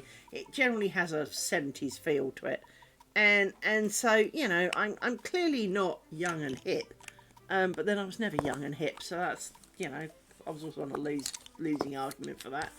But, you know, as you say, net curtains are very granny. But then so's crochet. Most people would think, or, you know, if you said, describe a woman doing crochet, you don't necessarily think of a 30-year-old on a bus. You think of granny in a rocking chair making a blanket, right? You know, she's got white hair and a bun and a pair of half moon glasses, and you know, and you know, you think of proper kind of cartoon granny, right? And so, to be honest, I think the same's kind of true with lace making, is that you expect it to be an older person. You know, it's a bit like, if you say cat, most people assume it's female. If you say dog, most people assume male. There's just something about it. And I know we've talked about words having genders and how the hell did they ever decide. But 1, 2, 3, 4, 5. It's that kind of moment, is that most people assume dog will be male, right? Most people...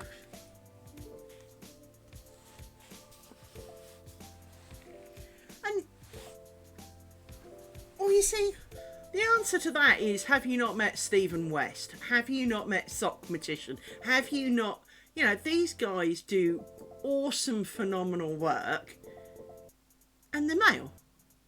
Now, Sock Magician's a bit older, and I think Stephen West probably is a bit older now, but, you know, in the whole knitting world, those guys are famous. But they're dudes. Crochet Dude is a dude! You know, we need to, I've always hated when, I mean, it was,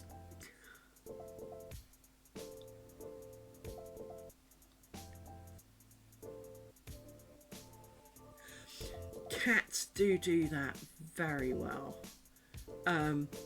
Cats do really enjoy sitting on a sunny windowsill, judging everything. Oh, I know what I haven't, well, can't really show you easily. Hang on. Hang on. Come on, phone, join in the game.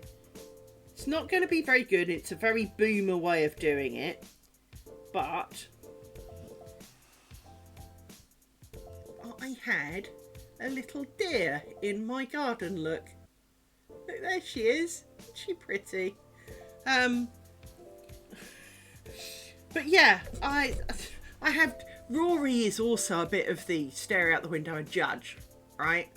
And I do think that net curtains to slightly obscure Rory's judging.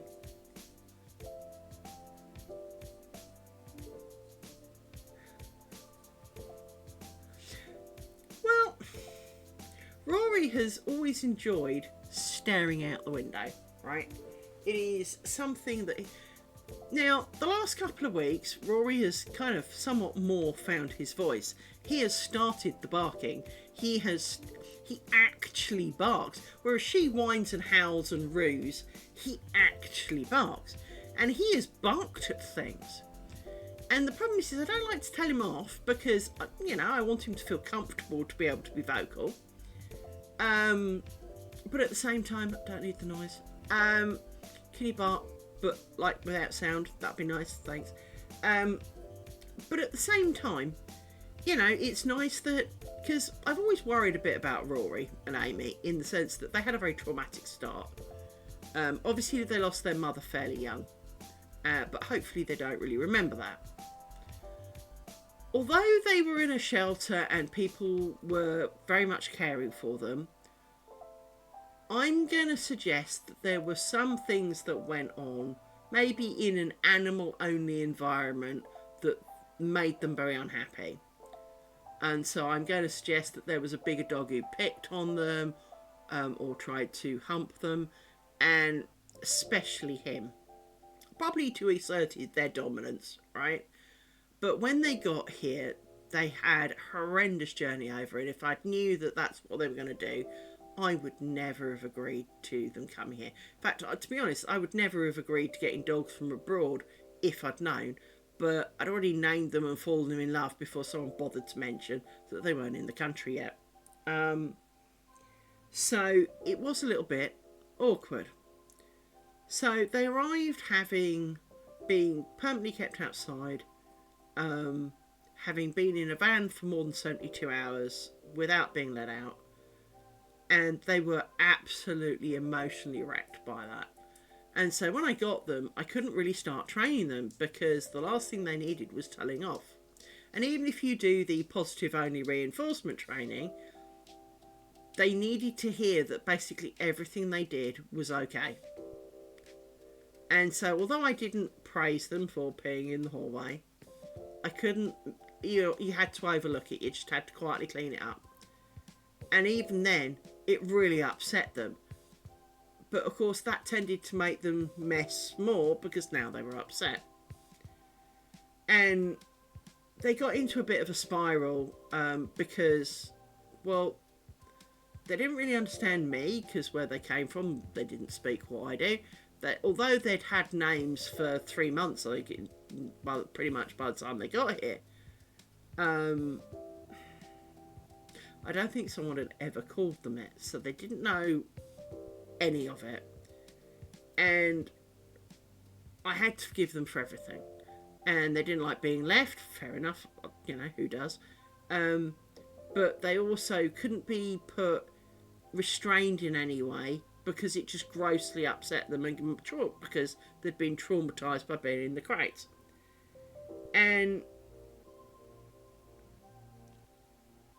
I got them on Halloween. It was after he'd been neutered in early December, and I still hadn't heard any sound from him whatsoever. Not a squeak, not a whimper, not a whine, not even when I trod on his foot. Not a yelp, literally nothing. He was absolutely mute. And given that he has a problem where if he eats or drinks too fast he tends to throw it straight back up, I really worried that there was something wrong with his throat, because obviously if there was something wrong with it, that would explain a lot. She has always been very vocal.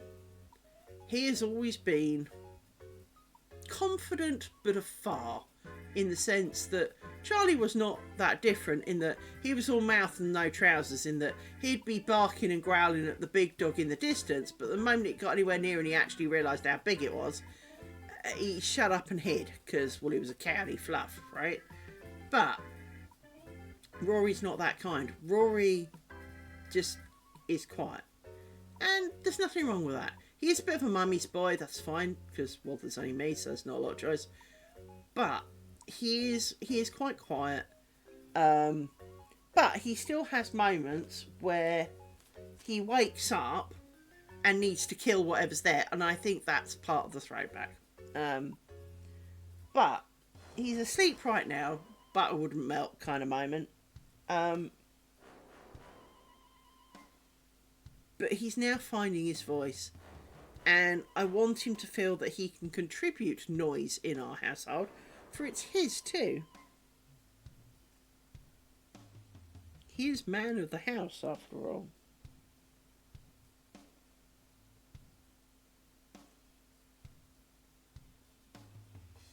This is so sweet when they're asleep. Right. Let's move you all around and put you back. Go for the next one.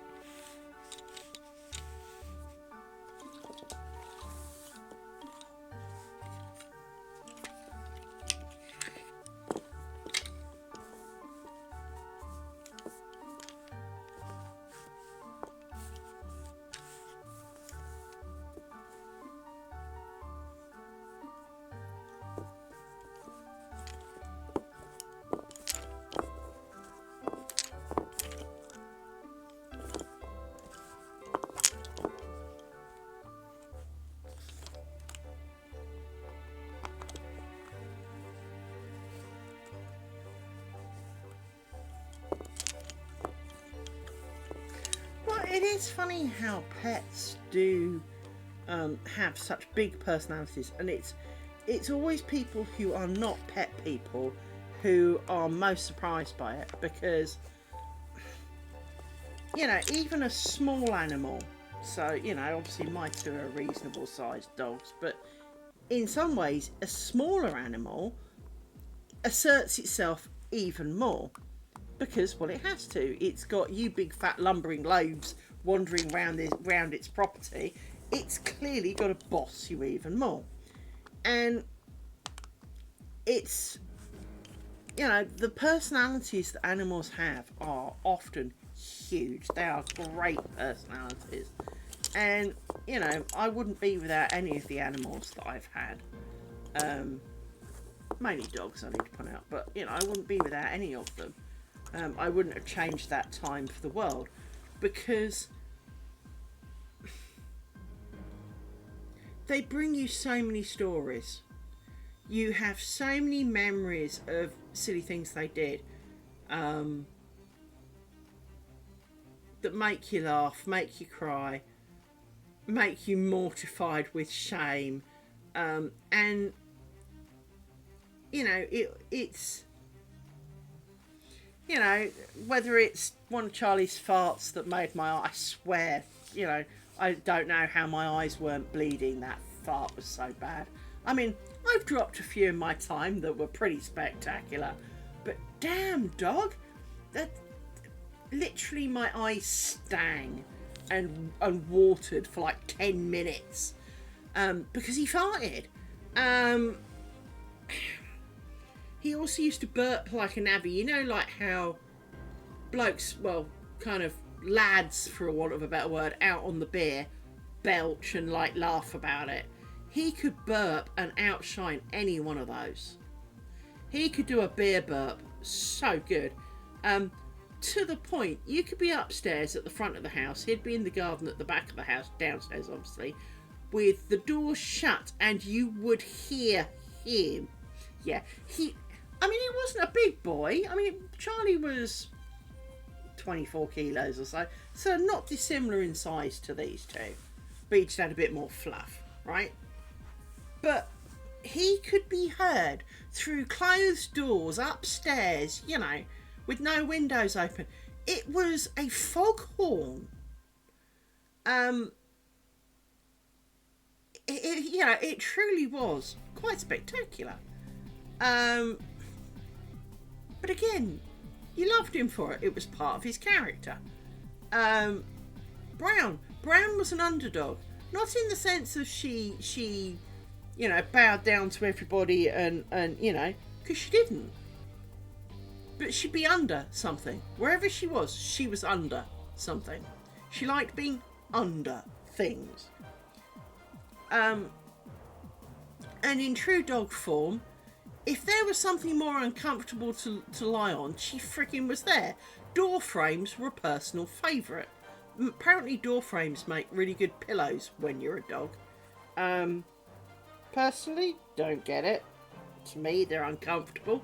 But, you know, to a dog, apparently, they're the height of support, you know.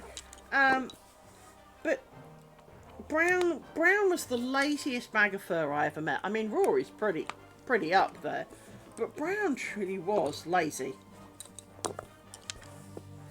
Well, exactly. Sometimes you look at it and go, you have got, I mean, I've got technically 4 dog beds in here, along with, you know, the couch, the chairs, you know.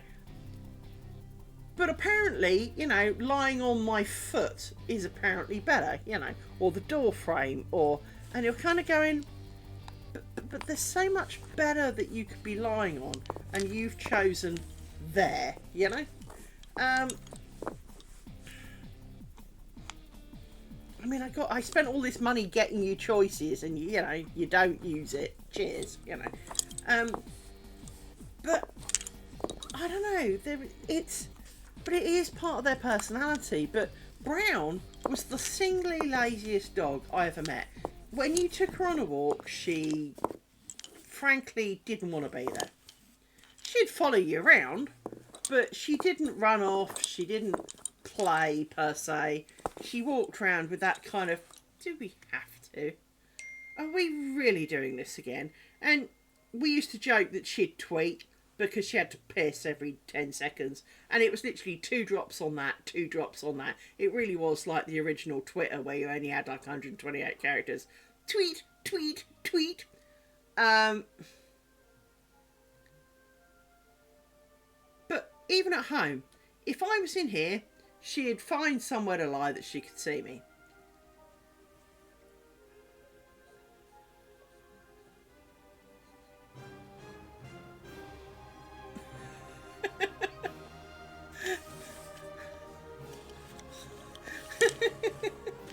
Thing is though, is that, I mean, Brown had a name, right? Do not get me wrong. Brown technically had a name. Her name was Kira.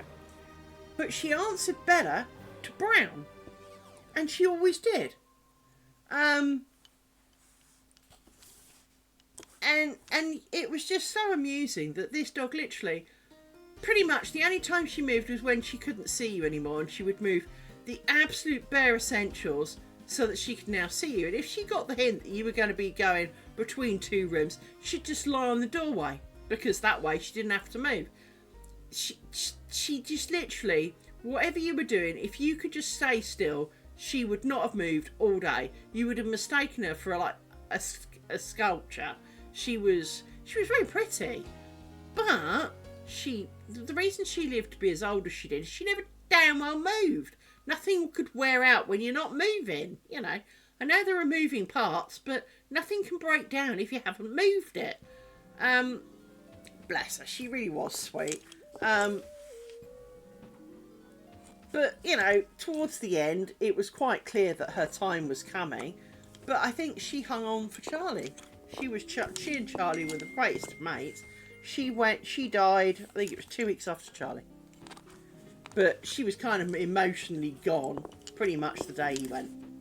She just wasn't ready yet. But she was gone.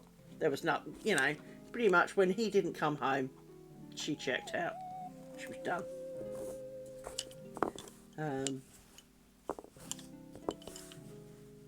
Which was quite sad because it meant I lost 2 in a very short period of time. I really wasn't quite ready for that.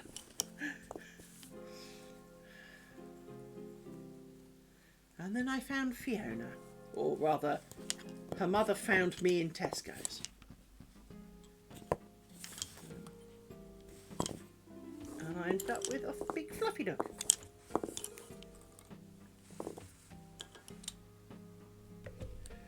Just go, I can't.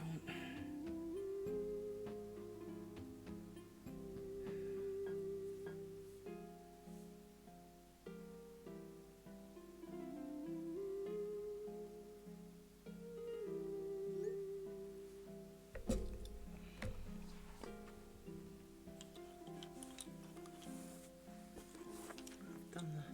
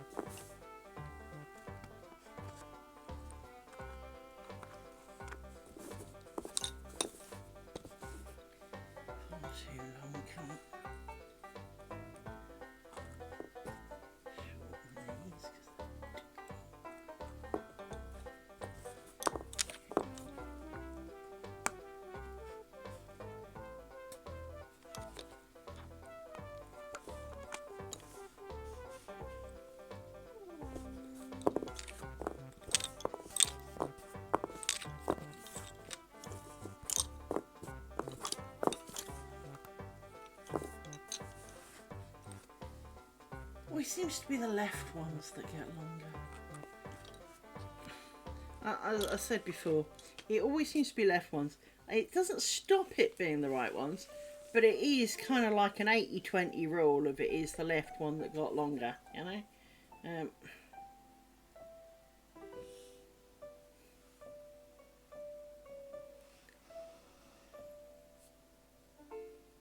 See, why would I want those, Etsy?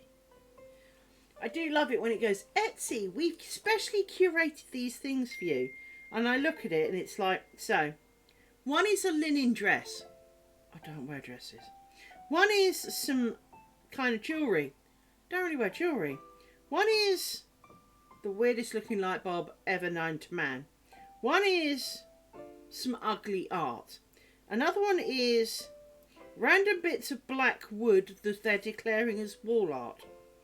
And then the best deal is two kind of bronzy goldy coloured birdies that look like earrings, but I'm guessing are probably about this sort of size.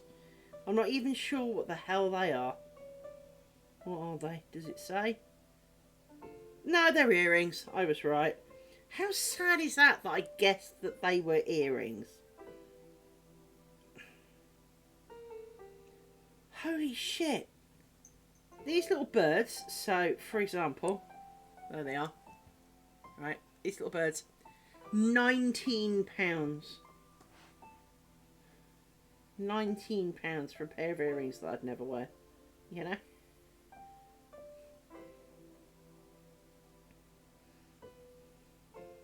Don't get me wrong, there are some sweet ones, so while it's labelled a chickadee, looks like a little blue tit. He's quite pretty, but again, I wouldn't wear it, so, but I do think it's pretty. Not going to argue with that. How much is the blue tit actually? £34! Holy crap! I think the earrings in my ear cost me £1.20. I use the screw-on back ones, the hypoallergenic screw-on back ones, so I don't lose them. Yeah,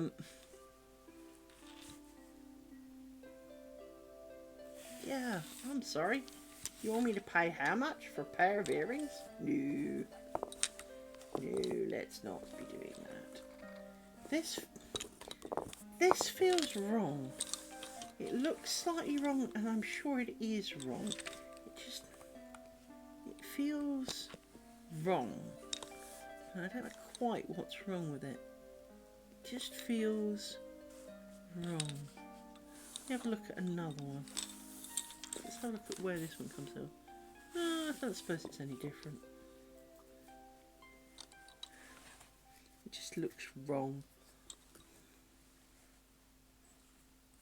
But usually when, of course, it looks wrong, it probably is.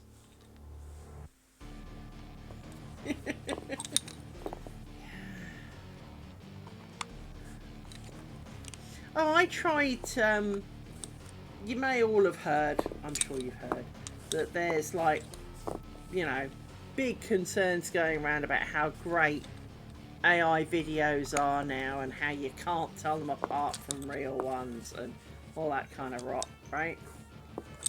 Well, the new one that is Google's one that everyone's ranting and raving about and heralding as the, you know, get a hide and you'll never know it's not real kind of thing. I asked it to make a thing about bobbin lace making, so it included a sewing machine, knitting, and I kind of went, no, that's knitting, that's this, no, get rid of all of that. And it couldn't. So I said, okay, start again. Make an introduction video for my YouTube channel. Here's the link. Basically, go and take all the lace making videos and go and make like an intro for it. Yeah, it crashed. I don't feel threatened. I don't know about you. Skynet is not happening yet. Clearly not. I mean, there are things it's really good at. AI can be really good at things, but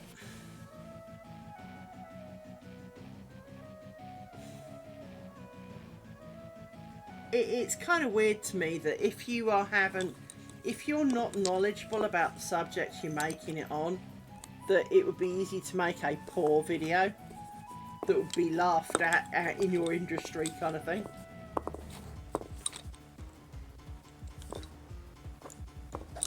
Yes, that is more the problem. And I mean, I will use this guy in the Unity forums as a really good example.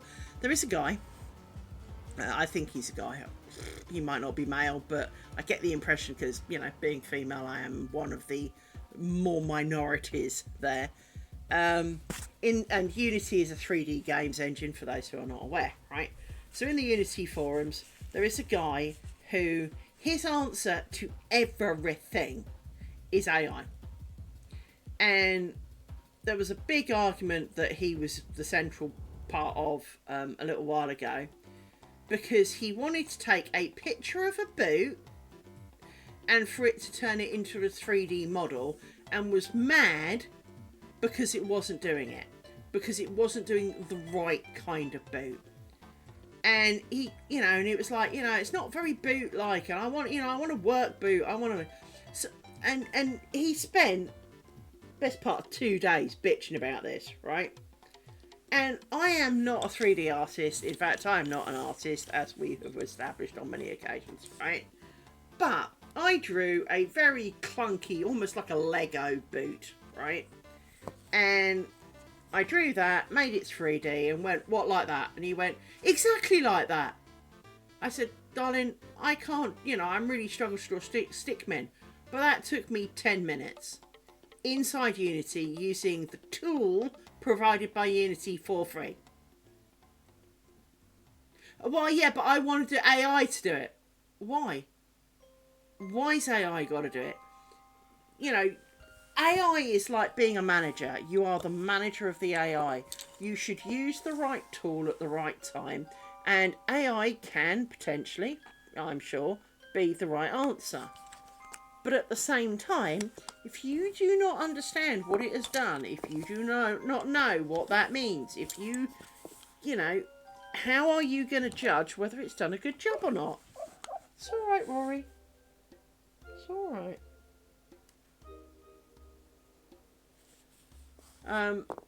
Especially as a programmer, just because it gave you a shitload of code and potentially it ran. Well, exactly. It's you know, I'm not going to say that if you want a starting point, ask AI how it would do something, right? I'm not saying that that's not a valid place to start if you have no clues of your own. Or if you're struggling to diagnose something with your own code, ask the AI, you know, this is my code, this is my problem, where do you think my you know, this will be happening? And it will give you an English answer to that. Whereas, you know, if you post it on the wrong programming forge, which by the way is Stack Overflow, do not post half your shit on Stack Overflow, that if you post dumb questions, we will laugh at you. Because, well, we will laugh at you. If you cannot explain what your code, you know, if you can't do a minimal reproducible example, i.e. do not give us 32k of text file dump and say, when I shoot the gun, the bullets aren't decrementing, well, then 99.9% of that 32k is absolutely irrelevant. Do minimal case, because chances are it's a you problem. And because you do get the, oh, Unity's broken, this isn't happening. Darling, if that was happening, we would all know about it, because it would affect everybody. So it's pretty much something you've done. Now, it's not always clear. I mean, I had a problem with Unity yesterday. I've got a game that I've been poking around. I put very little effort into it, but I've been poking around for ages. And, you know, a new version of Unity came out as an incremental minor number.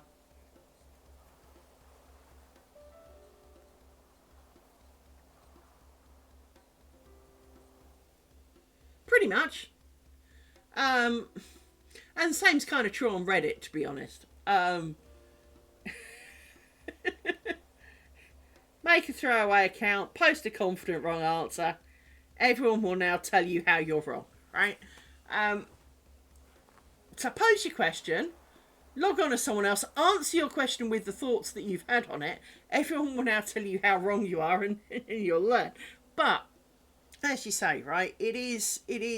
But if you just post a half-assed question of, I want to make fortnight, well, we'll close that because it's not specific. There's nothing we can really answer to that. And clearly, if you've had to post it on here, you're not in a position to be doing that in a hurry, right? But it is one of those kind of issues where asking AI a question is an art form, and it is too easy to get wrong answers. I asked, because Unity had Muse, right? Which is basically a chat GPT engine trained on their documentation and their own internal source code, so that it should know the most efficient way and best bits to make Unity do the things that you want. The answer to that is no, it doesn't. And basically, I asked it to take a number of objects and find the left-hand one and the right-hand one. So from the angle of the camera, find the leftmost one, the right one, and interspace all of the others that I selected in between them at equal distances. Now, you and I both know that if you have an object and you have 4 things that you need to place between them, you divide it by 5 and place it on 1, 2, 3 and 4. I must have gone through 10 iterations, because the first time it didn't select anything. The next time it allowed me to give some objects, but it never worked out which was left or right.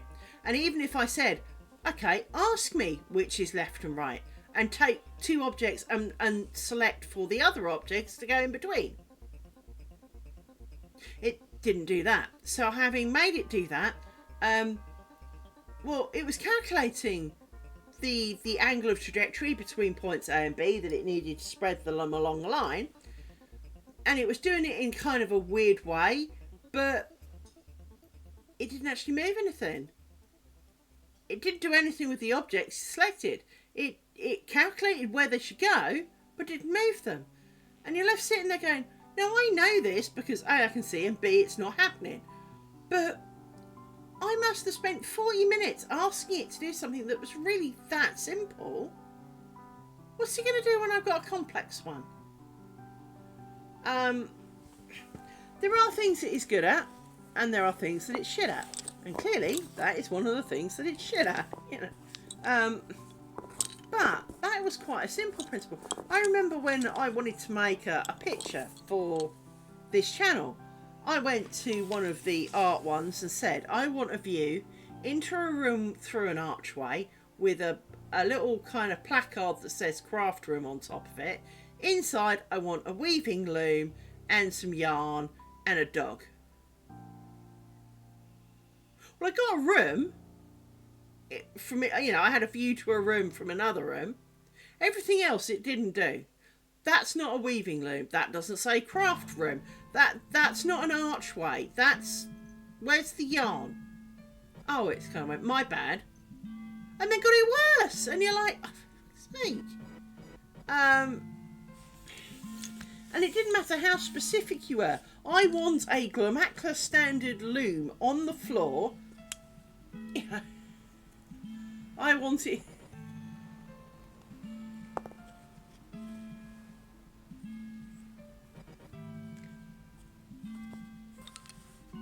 Well, it's like any tool that's in its early infancy.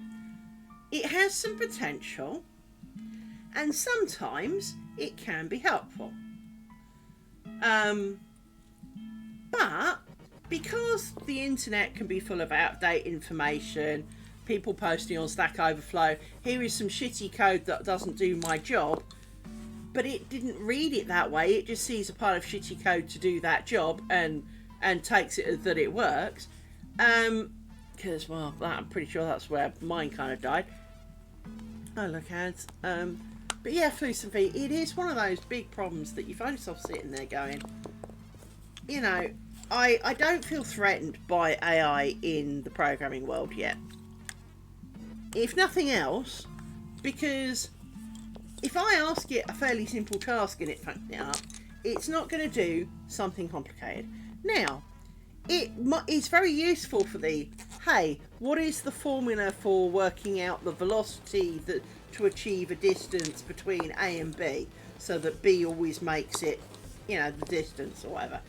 It can help you with very simple physics questions that are, kind of factual. But because although programming is logical, there is an element of style and panache that we are used to. It's not so good at doing that level of it.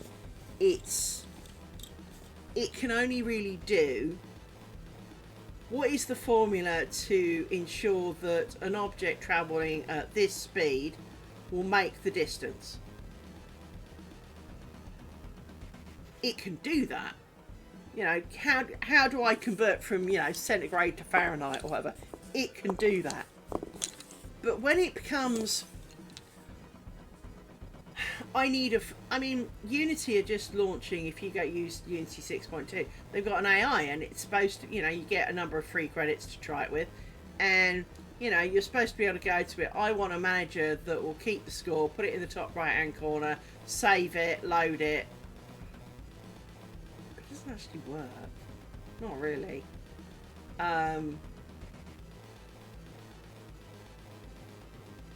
It can do some things. And it can take a class and help you convert it, or extract an interface from it, or it can do some...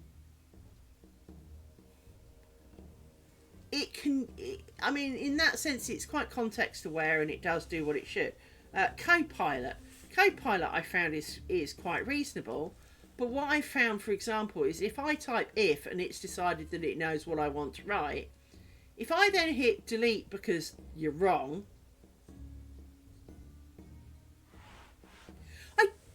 thank you, Susan Silver Dragon. I am having a nice day. For it is Friday and we have a public holiday on Monday. So we have a 3-day weekend. So Liz is full of much joy because it is Friday. And I've got, I also had my company do a thing called Wellness Hour. And every month you're entitled to a Wellness Hour. And I didn't use last month's. So I took 2 hours this morning. So basically I got to knock off work 2 hours early. For Wellness Hour, you may do literally anything. And I chose to work on my bobbins. Now, Silver of Dragon, I don't know if you've seen these. I have made 2 bobbins like this. These are the bobbins that I made. Obviously one's got some thread on it as a test. But I have made 2 bobbins and I have coloured some more sticks to make some more so that I can... decide whether I am absolutely happy with them or if they need a bit of refinement. But they're really easy to make, absolutely easy to make. And should I? I've got a pile of sticks. Look. I once again bring out my rather grotty rag. Hang on. In my grotty rag, I have a pile of coloured in sticks.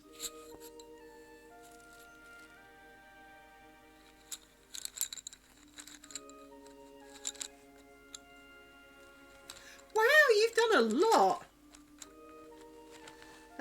You've done a lot. So these bobbins are made by colouring dowel sticks. She says, looking around, not seeing the ones she had earlier. Oh, there they are. So these are not the ones I'm using, but they were the ones I originally ordered, but they didn't come in time and I got bored waiting. So, but you take sticks. You colour them in with Sharpie. I will say part of the reason grot rag is because you do need to rub the excess pigment off. And then I've glued metal beads on the end to give them a bit of weight. But of course, if you don't like heavy bobbins, don't use heavy beads, right? And so I'm really pleased with how they're turning out. I do like the 2 that I initially made. These have got quite a decent weight to them, but they roll. They still roll very well, but they have kind of like a dampening effect. So whereas these kind of keep rolling a bit more, these have a bit, because they've got a bit more weight, they tend to stay, they don't tend to roll around quite as much, but they will roll if you want them to. So I am quite pleased with it all. I think I need to, I still think I need to find some way of varnishing them or something. Lacquer.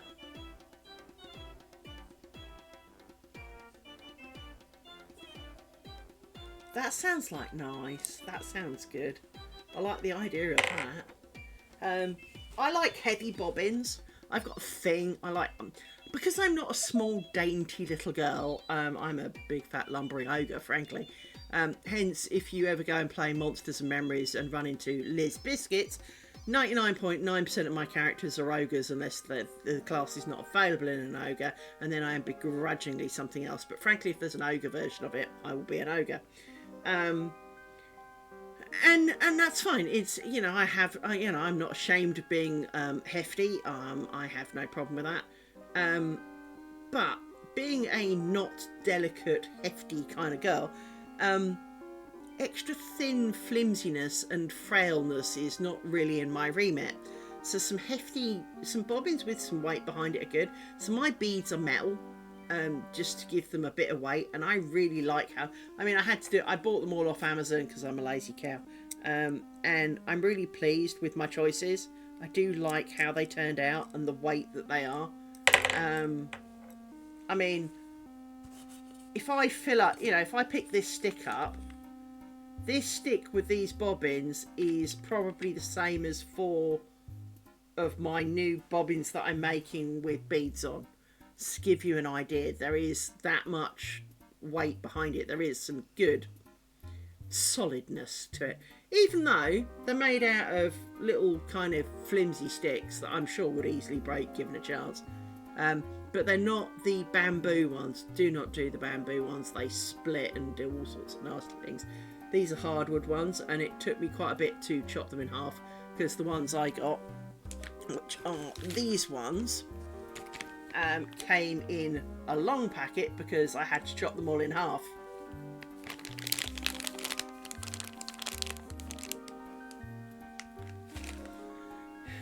Well, they're also something that you could do, like gimp bobbins.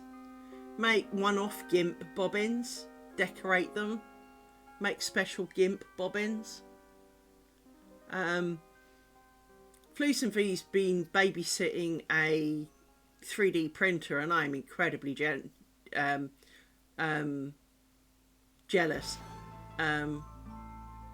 By the way, Fluce & V, Silver of Dragon is also male, so you are not alone in your craftiness. Do not feel, do feel at home here. We enjoy all forms of craftiness because we don't really care what gender we are. We like your craftings. That's...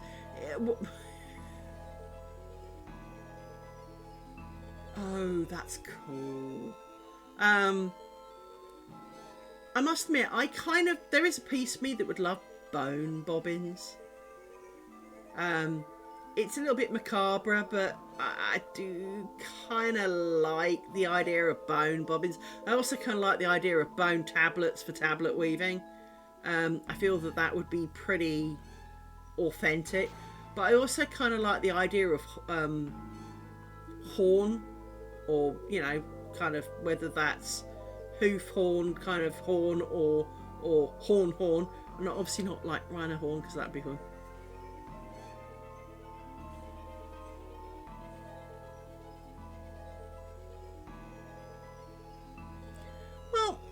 Apparently, not that I was overly aware of this, although there's quite a few bone ones that come up on eBay, and I look at the price and go, I am not paying £20 for one bobbin.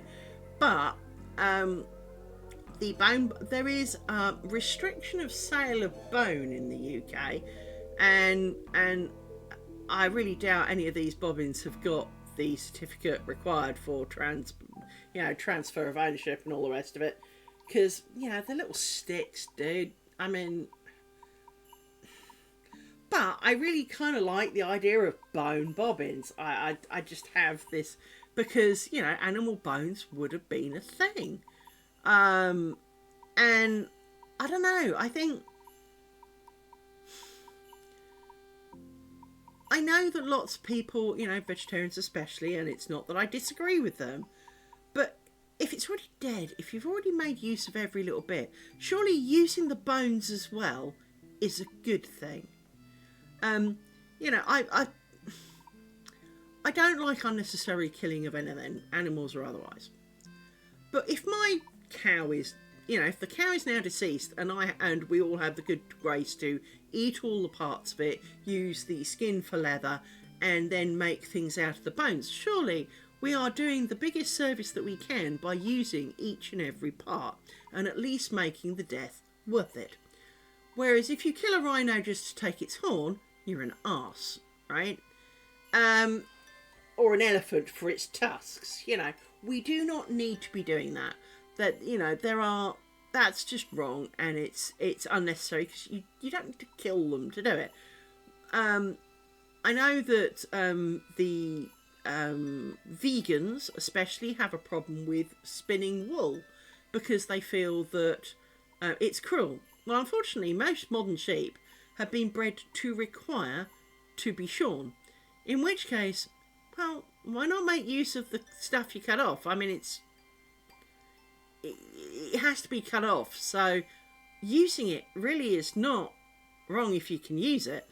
Now, I do appreciate that there are shearers who are unethical and who are really cruel and horrible to the sheep, but that's not everybody. It's like everything in the world. It is a minority of people who give everyone else a really bad name. And yes, you know, there are, you know, PETA have got videos of them whacking. Well, exactly. And yet PETA have got, or PETA, whatever you want to call it, have got videos of people whacking sheeps on the head with shovels and half maiming them and rendering them half paralysed and them screaming. And but, well, there are assholes everywhere. And in this particular case, yes, you got a video of some of them, but they're not all like that. And, you know, it's the same with religious fanatics. You know, just because a minority are over fanatical and do all the wrong things in the name of their religion doesn't mean that they're all like that. And we need to differentiate. And it's the same with the UK and their dog rules. We've got so many banned breeds in this country. Well, exactly. Throwing them away is surely a bigger disservice than making use. Now, sure, if all you did was kill it so you could pull out, I know, the finger bones to make some bobbins, yeah, that kind of puts you in the wrong category. But if it's also your dinner and your shoes and you know, tomorrow's soup, and, well, it's kind of, you're making as much use of an item that you can. You're not being stupid by throwing away perfectly usable parts, right? And we've come from a...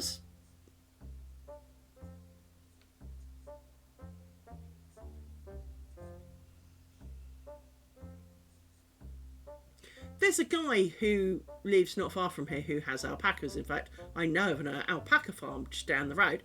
And I contacted him, but unfortunately his shearers...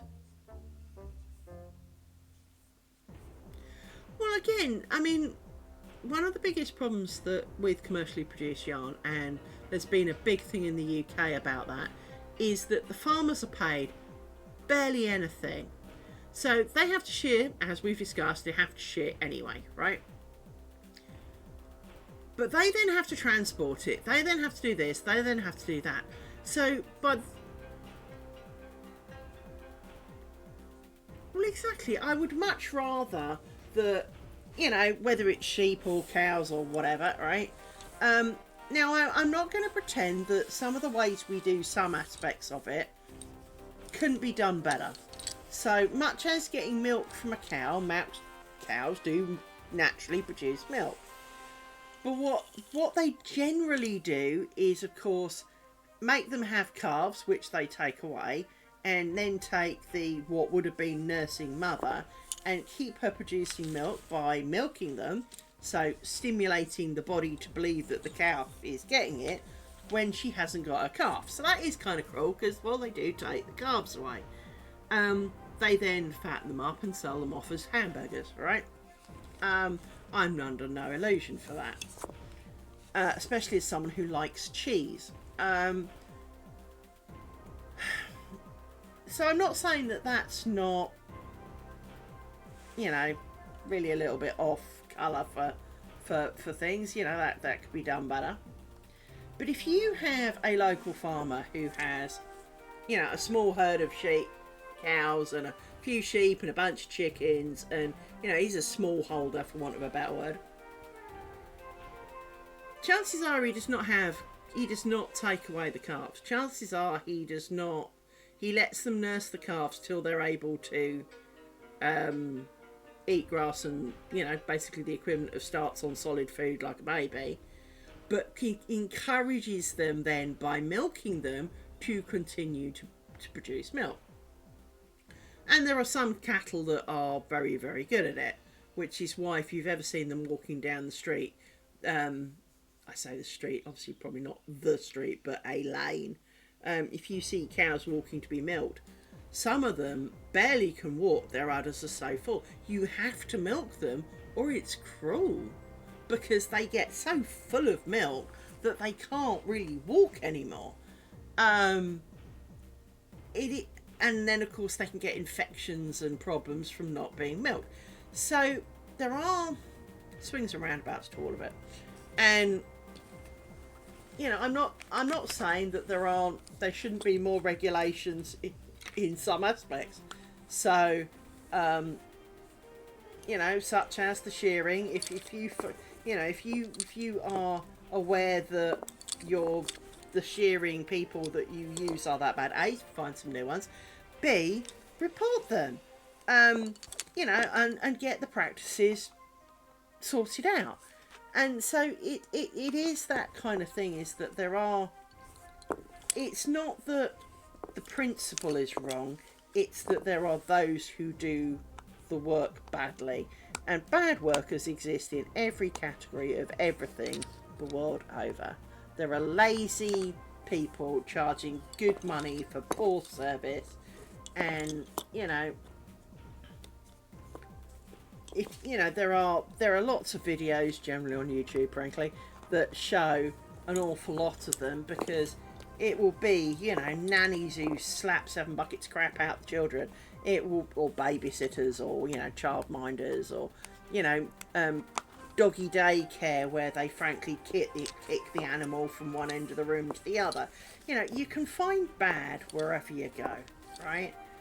If you want to find it. Now, I'm not saying that there are, you know, that some of them aren't a little bit closer to the borderline than maybe they should be.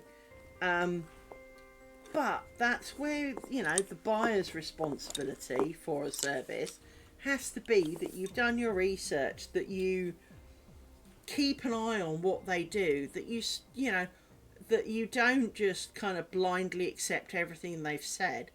And so, you know, if little Fluffy comes back, you know, kind of ripped to shreds, and you have to take it down the vet, don't accept that it, you know, your little Fluffy always started it. Now, maybe your Fluffy's got an attitude issue and that you can believe that it started on it, but they also knew that too, so they should be keeping sure that it's not in a position to have, you know, that kind of outcome. And it, you know, whether it's children or animals, you know, they have to know what they're working with. And, you know, animals don't always cooperate. You can't exactly sit there and say to it, look, I know you've got a thick, you know, it's like animal, there's a thorn in my paw, yowl, howl, howl, whine. Okay, well, come here and I'll take it out. No, you can't touch my foot because it hurts. Well, I can't take out the thing that hurts if you don't let me touch your foot. If you sit still, it'll be over and done with. If you mess around, I'm more likely to make it worse. yank, pull, push, howl, squeal, push, push, whine, whine, twist, twist, turn, turn, right? You can't have that. Much the same as a small baby. You cannot, or you can tell it, but it's not going to make any sense to it. You're wasting your breath, frankly. And, you know, we have to accept that animals, you can't explain to it, this is for your own good, you'll feel better when we're done, right?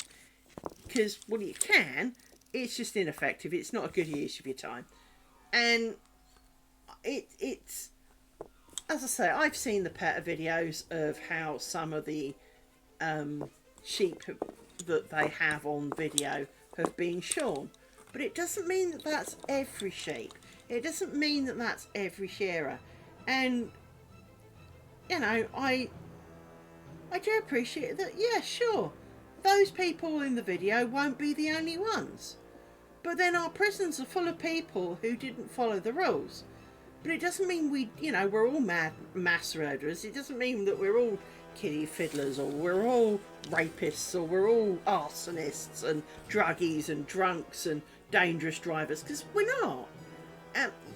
You know, just in as much as you can't make that statement about people in prison, you can't make that statement about all shearers or all animal handlers or anything. And so I don't know. I think I like you say, Silver. I would much rather we made use of, if we are to take a life, that we do it the honour by using as much as we can of it to justify that, you know, it wasn't, you know, like a fleeting fancy kind of thing, that we have used as much as we could and we are thankful for what we got, and not, you know, kind of small child, I hate that, fling it across the room, right? Because it just comes over as entitled and rude. And, you know, I would much rather we use those products than we throw them away because someone somewhere is offended that we use them. Well, to be fair, I'm pretty sure the animal was not exactly up for death here. So, but now it is deceased. Surely it has to be kinder to use all of it than to kind of go, oh, well, I only wanted that square inch, sorry. Really? No.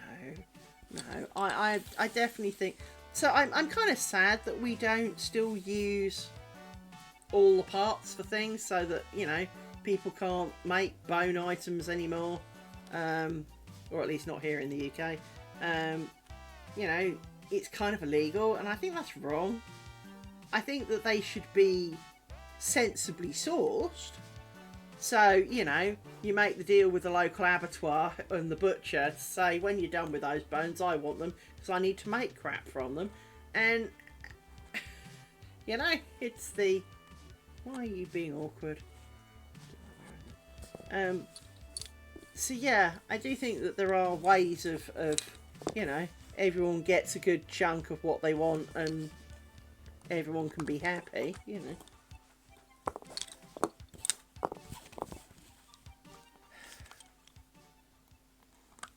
Says the girl who's going to order takeout for tea. You know.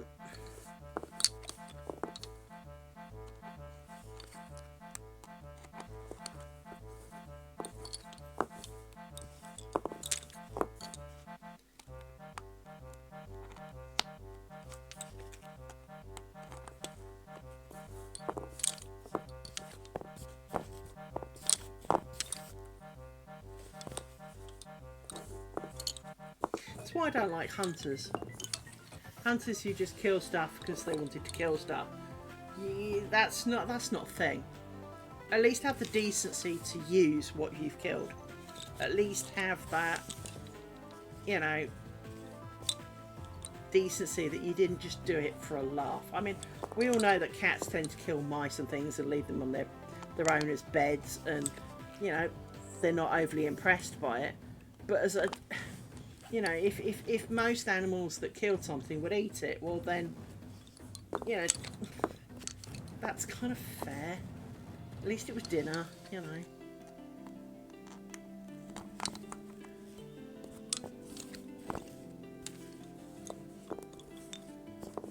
We are one of the few things in this planet that kill for fun. We're also one of the few things that procreate for fun as well.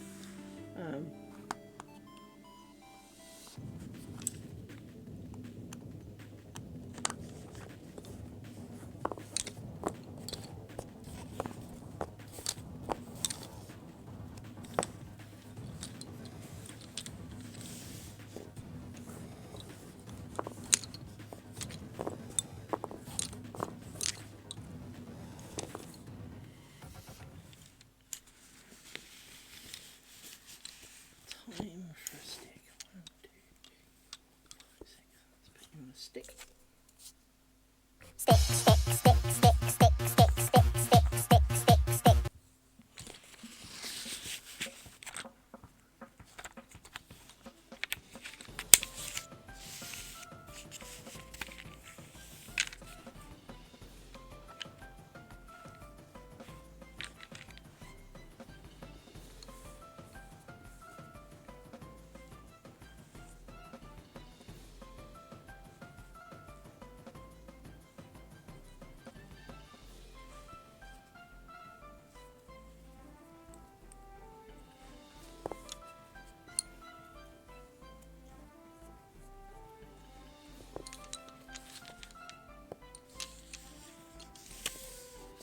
So I'm impressed, Silver, that you've managed to do half a scarf in 3 days.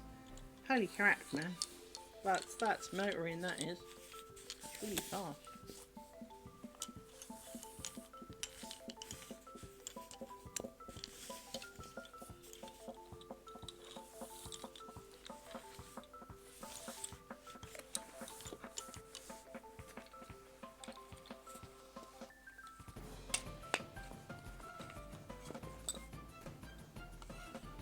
Woohoo! That's a good thing, Felicity. I'm really pleased for you.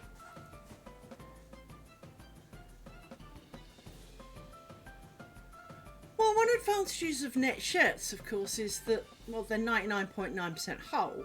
And you could always do two-tone. So if you've got something, a yarn of a similar size, you could kind of make the top or the bottom in a different colour if you really thought you were going to be a bit short.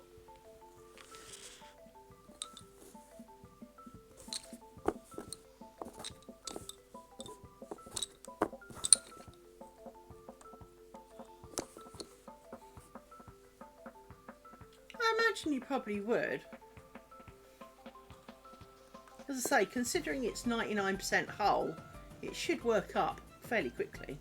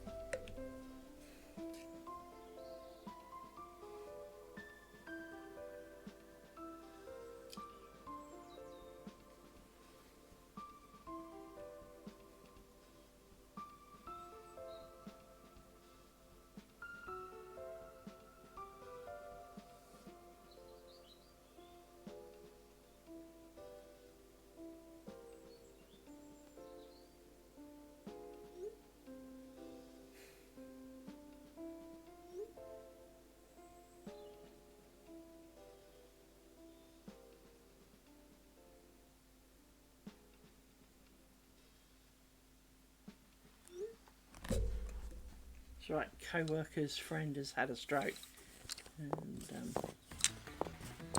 appears that it was quite severe.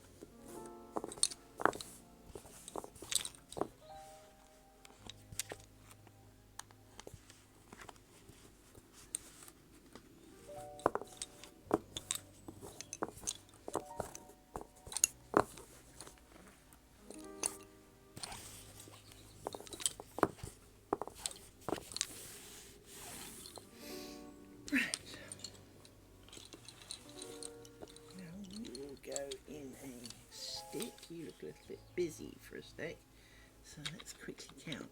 1, 2, 3, 4, 5, 6. 1, 2, 3, 4, 5, 6. 1, 2, 3, 4, 5, 6, 7. 7's a bit much.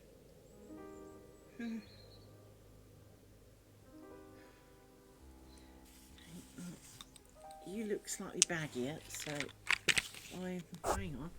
1, 2, 3, 4, 5. That's fine.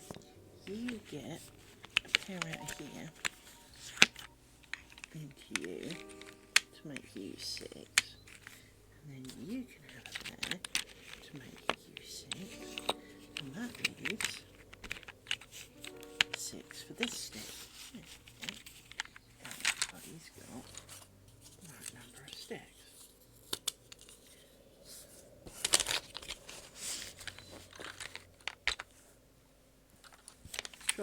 died with 5, but there we go. Itchy, itchy.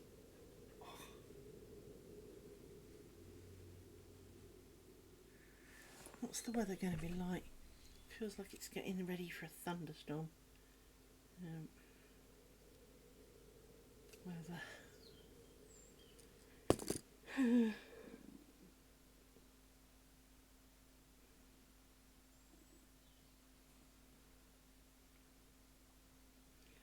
So it's going to get cloudier and cloudier, and then it's going to start raining at midnight.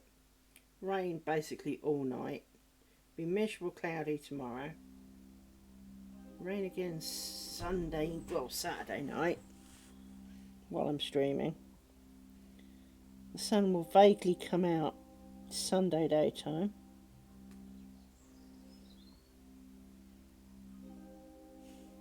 Jesus, is it really going to be that cold on Monday? So it's currently about 22 degrees here. It's going to be basically a maximum of 14 degrees on Monday. Jesus. And then it's going to rain for most of the week. Yeah. Not exactly sitting in the garden having a nice day of it, is it?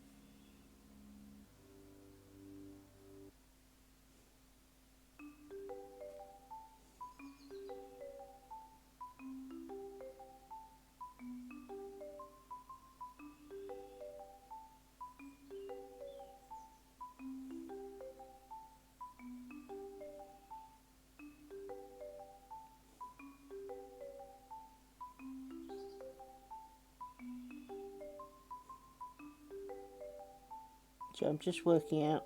There's been a post about a lamb who's got out away from its mum, and it's in the wrong field, and they tried to get it back, but they couldn't get the gate open. Just trying to work out where it is.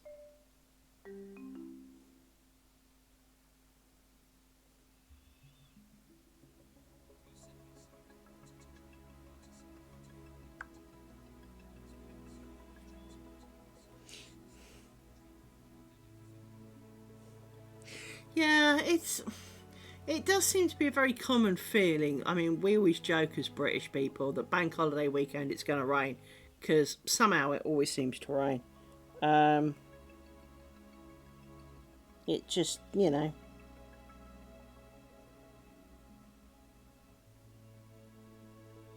There just always does seem to be a bit of a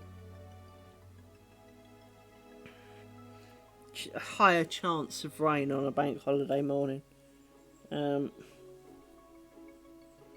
there's no logical reason for it, it just does seem to know.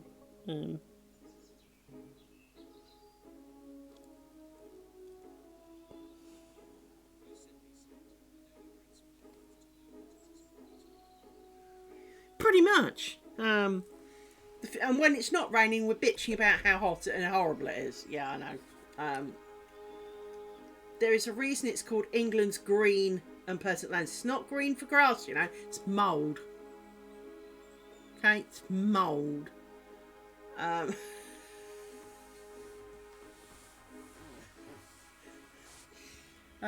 First house I bought in London. You think it had a really nice green grass. No, it was all moss. Because it was so wet. I didn't get a lot of sunshine. Seriously, it was all moss. It was almost like pond algae. It was kind of like, okay. It meant I didn't have to mow it though. I mean, it was great from that perspective. But I'm deciding, what is it, 20 past 5.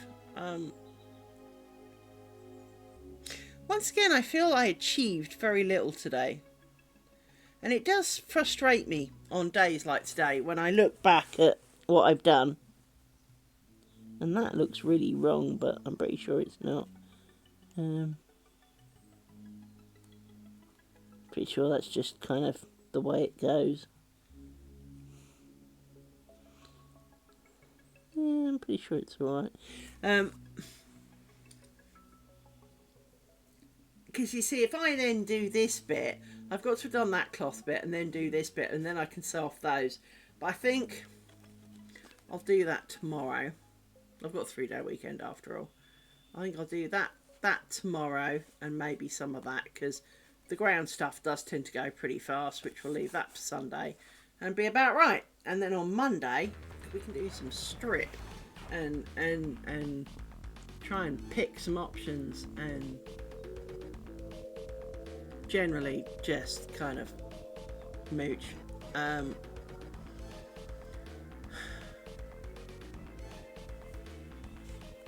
look, there's a floaty bit. What the hell's that?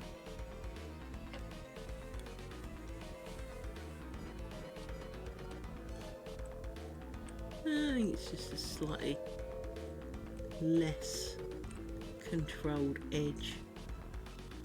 It looks a little bit wonky. Okay, whatevs. So be it. Too late now. Ooh, excuse me. So, time to do a photo. I'm going to call it a day. I'm going to order me some takeout. I will be back late tomorrow night. I may do an earlier one. Depends on how early I wake up. If I wake up really early, I'll do like an early. I'll do my, kind of like a Friday time one. If I don't, I'll just do the usual late night evening one. Maybe start a bit earlier. Problem I find is that there are times of day that just kind of poof. So it'll be like midday, and I don't really want to start then. Next thing I know, it's like 4 o'clock, right? But then it'll be like 5-6 o'clock for like 6 hours, and then it'll be 10 o'clock. And so the time does not move in a normal, logical manner.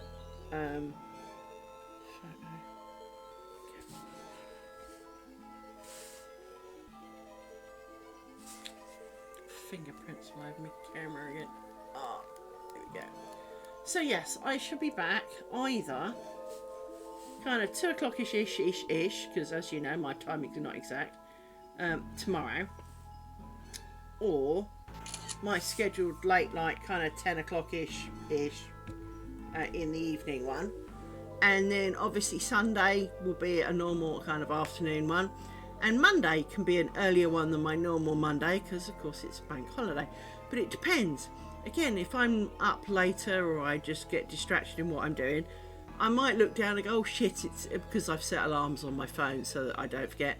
And find myself that I forgot. So I will see you tomorrow with any luck. I hope you all return. That I haven't bored you too much. And all of those kind of things. I shall see you hopefully soon, and we shall do some more, for we are drastically closing in on the end of triangle 32 and in fact square number 8. So yeah, a little bit weird really. Water snake! Sorry. For those who are not around for my original water snake discussion, the water snake thing, you kind of had to be there.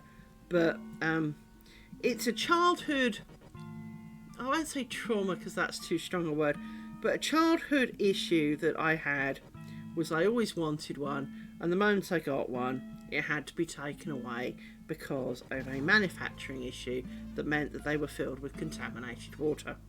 So I never got to have one as a child for any time that I really got to play with it, because basically I got home, my parents sent me to bed because, well, my parents were quite Victorian in that my bedtime was always very early compared to everybody else's. And by the time I got up, they'd announced that, you know, if you bought a water snake from the following areas, one must return them and dispose of them by sending them to the police. So my water snake got taken away the following morning before I got to play with it. So I never really got to play with one.